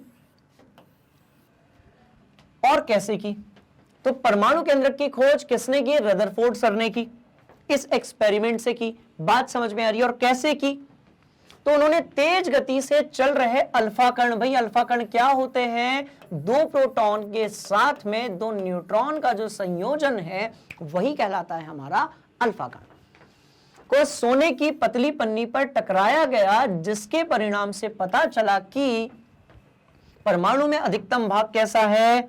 खाली है, बिल्कुल सही है, जहां से अल्फा कण बिना टकराए पन्नी से सीधे चले गए। परंतु कुछ अल्फा कण ऐसे थे जो पन्नी के द्वारा बहुत छोटे से कोण से विक्षेपित हुए, छोटे से कोण से विक्षेपित हो गए, राइट। कुछ अल्फा कण ऐसे थे जो बहुत छोटे से कोण से विक्षेपित हो गए थीटा एंगल से। एक ऐसा था, ठीक है, जो 180 डिग्री से हो गया, कहां पहुंच गया? हाँ ठीक है, जहां से ये कण विक्षेपित हुए थे दरअसल वह परमाणु का नाभिक था, अर्थात केंद्रक था। इस तरीके से रदरफोर्ड ने नाभिक की क्या की भाई? तो खोज की। कहानी समझ में आ गई? सिंपल सी चीज है, नोट कर लिया जाए पक्का पक्का। और ये डायग्राम तो आप भूलेंगे नहीं, ये डायग्राम कक्षा 10वीं में है, सॉरी कक्षा 11वीं में है, कक्षा 12वीं में भी है स्टूडेंट्स। बात समझ में आ रही है? और इंटरेस्टिंग बात पता है क्या है कि ये जो डायग्राम हम पढ़ रहे हैं, ये जो रदरफोर्ड का हम परमाणु मॉडल पढ़ रहे हैं, कक्षा 11वीं के रसायन विज्ञान में है। बात समझ में आ रही है? कक्षा 12वीं में भौतिकी में है। मतलब ये बड़ा इंपॉर्टेंट टॉपिक है, यहां से सवाल आते ही आते हैं। कहानी समझ में आ गई? चलो कर लिया, कोई दिक्कत वाली बात नहीं ना? चलो आगे बढ़ते हैं। थॉमसन के परमाणु मॉडल की क्या करनी है भाई? तो व्याख्या करनी है। तो याद करो, थोड़ी देर पहले हमने इस प्रकार का एक सवाल और किया था। थॉमसन के परमाणु मॉडल में जो परमाणु होगा वो एक धनात्मक गोला होगा और इलेक्ट्रॉन जो है वो ऋणात्मक है, वो उस गोले के अंदर यहां वहां धसे होंगे। तो वही लिखा हुआ है। थॉमसन ने परमाणुओं की संरचना से संबंधित एक मॉडल प्रस्तुत किया जिसमें उन्होंने तरबूज से तुलना की। उन्होंने कहा कि परमाणु धनावेशित गोला होगा और इलेक्ट्रॉन उसमें धसे हुए होंगे। ऋणात्मक और धनात्मक आवेश परिणाम में समान होते हैं, इसलिए परमाणु जो है वो कैसा होगा भाई? उदासीन यानी कि न्यूट्रल होगा। बात समझ में आ गई? तो बढ़िया तरीके से इसको भी आप नोट कर लेंगे, है ना? आगे बढ़ते हैं, चलो देखो,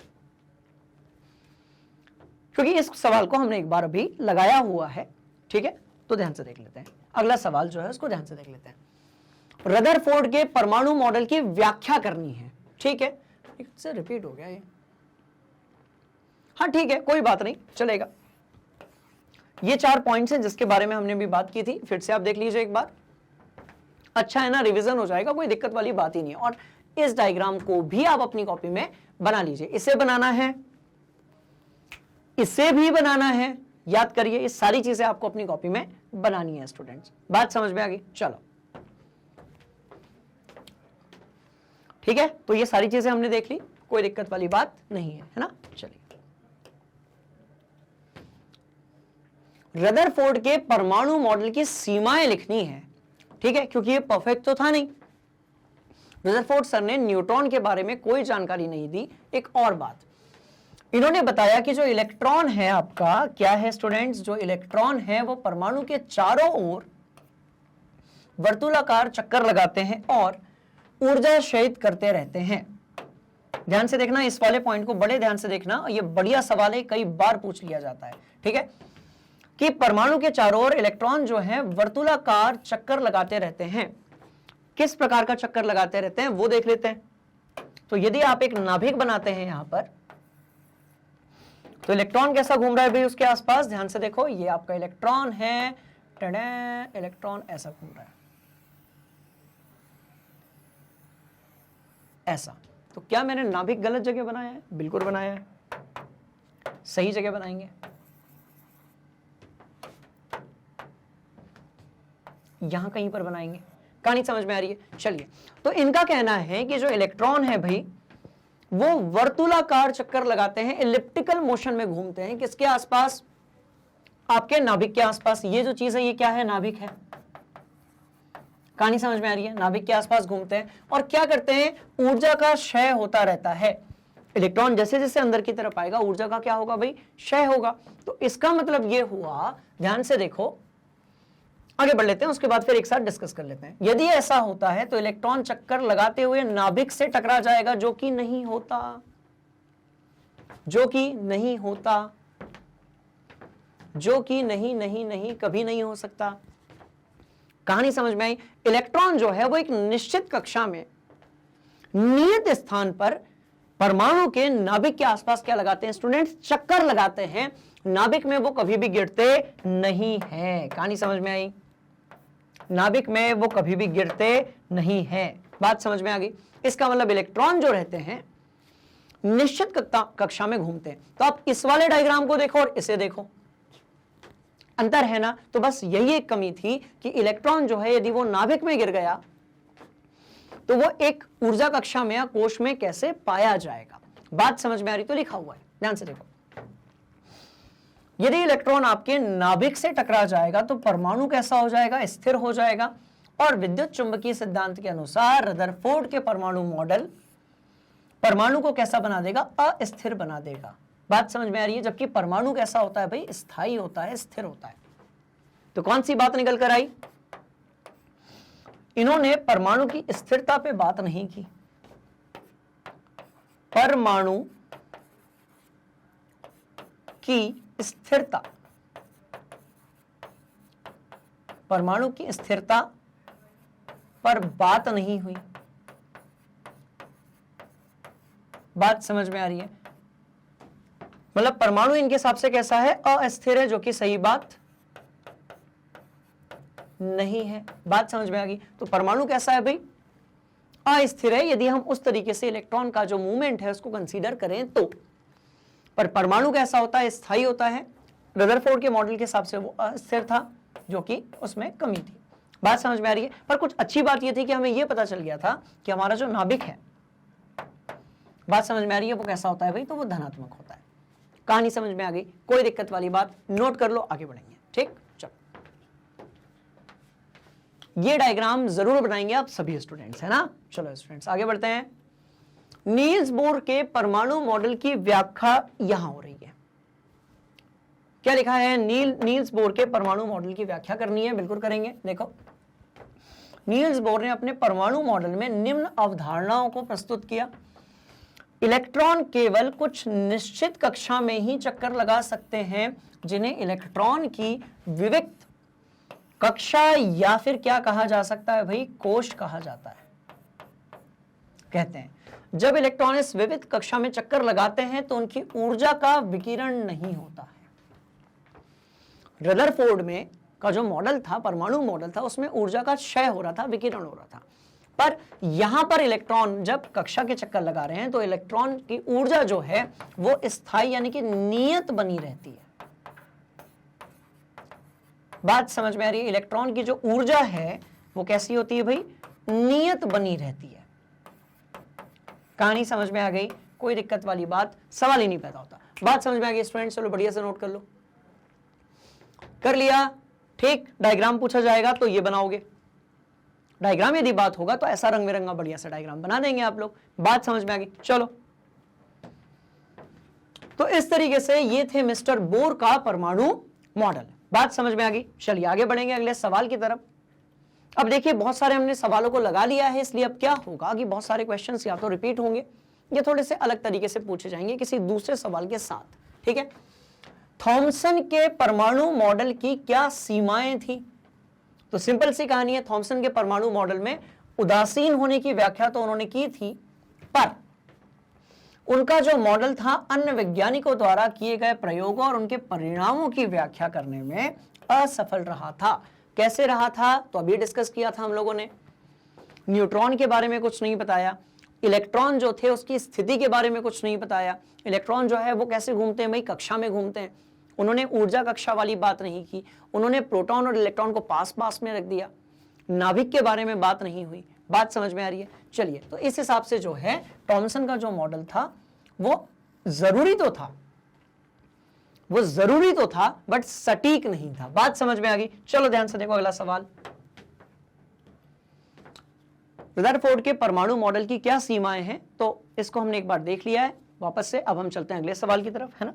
चलो, बोर के परमाणु मॉडल की हमने व्याख्या कर ली है, बिल्कुल कर ली है, और आप जो है इस डायग्राम को जरूर बनाएंगे जब भी बात होगी किसकी, नील्स बोर के परमाणु मॉडल की। ठीक, चलो, यदि किसी परमाणु में एक इलेक्ट्रॉन और एक प्रोटॉन है तो इसमें कौन सा आवेश होगा? बढ़िया सवाल है, मजेदार।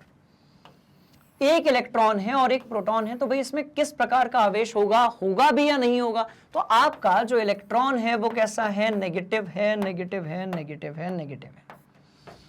प्रोटॉन कैसा है भाई? तो ये आपका पॉजिटिव है। और ध्यान से देखोगे तो यदि इनके हम लिखते हैं -1.6 इंटू 10⁻⁻, -19 कूलम, कुछ ऐसे ही +1.6 into into into into into गुणा 10 की घात -19 रहेगा यहां पर कूलम। स्टूडेंट्स, आप यदि ध्यान से देखेंगे तो आपको पता चलेगा ये वाला जो मान है ये दोनों में ही कैसा है? समान है। ये वाला जो मान है ये दोनों में कैसा है भाई? समान है। बात समझ में आ रही है? पर आवेश का जो तरीका है वो दोनों में अलग अलग है। एक तरफ जहां आपका इलेक्ट्रॉन नेगेटिव है, आपका जो प्रोटॉन है स्टूडेंट्स वो कैसा है भाई? पॉजिटिव है। मतलब यह हुआ कि दोनों का मान तो एक जैसा है पर दोनों का जो चिन्ह है, ऋणात्मकता और धनात्मकता, वो कैसी भाई? अलग अलग है। इसका मतलब क्या हुआ? दोनों को यदि आपने जोड़ा कुछ इस तरीके से, -2 + 2 = व्हाट? 0। सामान्य मैथ्स तो यही कहती है। तो इससे क्या होगा कि आपका जो एटम है उसके अंदर यदि एक इलेक्ट्रॉन है एक प्रोटॉन है तो वो कैसा होगा भाई? उदासीन होगा। पढ़ लेते हैं। हम जानते हैं कि प्रत्येक इलेक्ट्रॉन पर एक इकाई ऋण आवेश होता है, वो ये होता है, और प्रत्येक प्रोटॉन पर एक इकाई धन आवेश होता है, वो उधर पे वाला होता है। मान देखिए एक जैसा है, इसलिए आवेश की संख्या समान परंतु विपरीत होने के कारण परमाणु पर कोई आवेश नहीं होता है। और वो कैसे होते हैं भाई? उदासीन। तो दुनिया का हर परमाणु जो है वो उदासीन है। अष्टक पूरा करने के लिए वो इलेक्ट्रॉन का यदि लेन देन करते हैं उसके कारण उन पर या तो धन आवेश आता है या फिर उन पर ऋण आवेश आता है। बात समझ में आ गई? तो इस तरीके से हमने बहुत सारे सवाल लगा लिए। देखते हैं कुछ और सवाल भी हैं क्या? कुछ और सवाल नहीं है, पर आपको यदि और अपनी तैयारियां करनी है तो उसका सॉल्यूशन जरूर है, और वो है स्टूडेंट्स मैग्नेट ब्रेन्स हिंदी। तो जैसे आज हमने बहुत सारे क्वेश्चंस लगाए, ऐसे ही इस चैप्टर के हमारे पास 1 शॉट वीडियोस हैं, राइट, और एनसीईआरटी सॉल्यूशन है, एमसीक्यू क्वेश्चंस हैं, कॉन्सेप्ट वीडियोस हैं। तो ये सारी चीजें आपको कहां पर मिलेगी? मैग्नेट ब्रेन्स हिंदी पर। क्या करना है भाई? गूगल पर जाना है, सर्च करना है, प्लेलिस्ट बिल्कुल बनाई हुई है, बिल्कुल फ्री ऑफ कॉस्ट है सभी स्टूडेंट्स के लिए। ठीक है, आपको इंग्लिश चैनल भी मिलेगा, हिंदी चैनल भी मिलेगा। आप यदि हिंदी माध्यम विद्यार्थी हैं आप यहां पर क्लिक कर दीजिए, आपको हर कक्षा का जो है सिलसिलेवार आपके सामने पाठ्यक्रम उपलब्ध होगा। अब बात करते हैं कक्षा 9वीं की। जैसे ही आपने यहां पर क्लिक किया तो आपको मिला कुछ ऐसा। बात समझ में आ गई? तो कक्षा 9वीं में आपके पास भौतिक विज्ञान है, रसायन विज्ञान है, गणित है, और क्या है भाई? सामाजिक विज्ञान है। बात समझ में आ रही है? कुछ यदि आपके विषय बचे हुए हैं तो वो भी जल्दी से आ जाएंगे। क्या करना है? फिजिक्स पढ़नी है तो क्लिक करो, केमिस्ट्री पढ़नी है तो क्लिक करो। बात समझ में आ रही है? तो आपको जो भी विषय पढ़ना है आपको एक छोटा सा क्लिक कर देना है स्टूडेंट्स। ये बिल्कुल फ्री ऑफ कॉस्ट है, कोई कूपन या पैकेज वाला कोई भी यहां पर कॉन्सेप्ट नहीं है। अब मान लेते हैं कि आपको इसी चैप्टर के प्रीवियस ईयर क्वेश्चंस करने हैं या आपको एमसीक्यू क्वेश्चंस करने, तो आप यहां पर क्लिक कर दीजिए। जैसे ही आप यहां पर क्लिक करेंगे आपके सामने जो है इस तरीके से एक फुल कोर्स वाला पेज आ जाएगा। आप वहां पर क्लिक कर दीजिए, आपको हर प्रकार के जो वीडियो हैं वो वहां पर मिल जाएंगे बिल्कुल फ्री ऑफ कॉस्ट। बात समझ में आ गई? तो अब सबसे महत्वपूर्ण बात यह है कि यदि आप, अच्छा, इस तरीके से आपको चीजें मिल जाएंगी। जैसे ये हमारा इंट्रोडक्शन वीडियो था, कौन सी क्लास का भाई? कक्षा 9 का। बात समझ में आ रही है? तो महत्वपूर्ण बात यह है कि यदि आप कक्षा 6वीं से लेकर कक्षा 12वीं तक ऑनलाइन शिक्षा बिल्कुल फ्री ऑफ कॉस्ट प्राप्त करना चाहते हैं क्वालिटी कंटेंट के साथ में, ऐसा नहीं कि कुछ भी बना दिया और यूट्यूब पे डाल दिया। बात समझ में आ रही है स्टूडेंट्स? मैं बार बार कह रहा हूं, हमारा सिर्फ एक ही उद्देश्य है, हम आपकी परीक्षाओं की तैयारी और आपका जो ज्ञान है उसको बढ़िया तरीके से बढ़ा सके। बात समझ में आ रही है? तो वो आपको मिलेगा मैग्नेट ब्रेन्स हिंदी पर। इसी चीजों के साथ मैं आपको मिलता हूं अगले चैप्टर में, अगली वीडियो में, अगले कॉन्सेप्ट के साथ।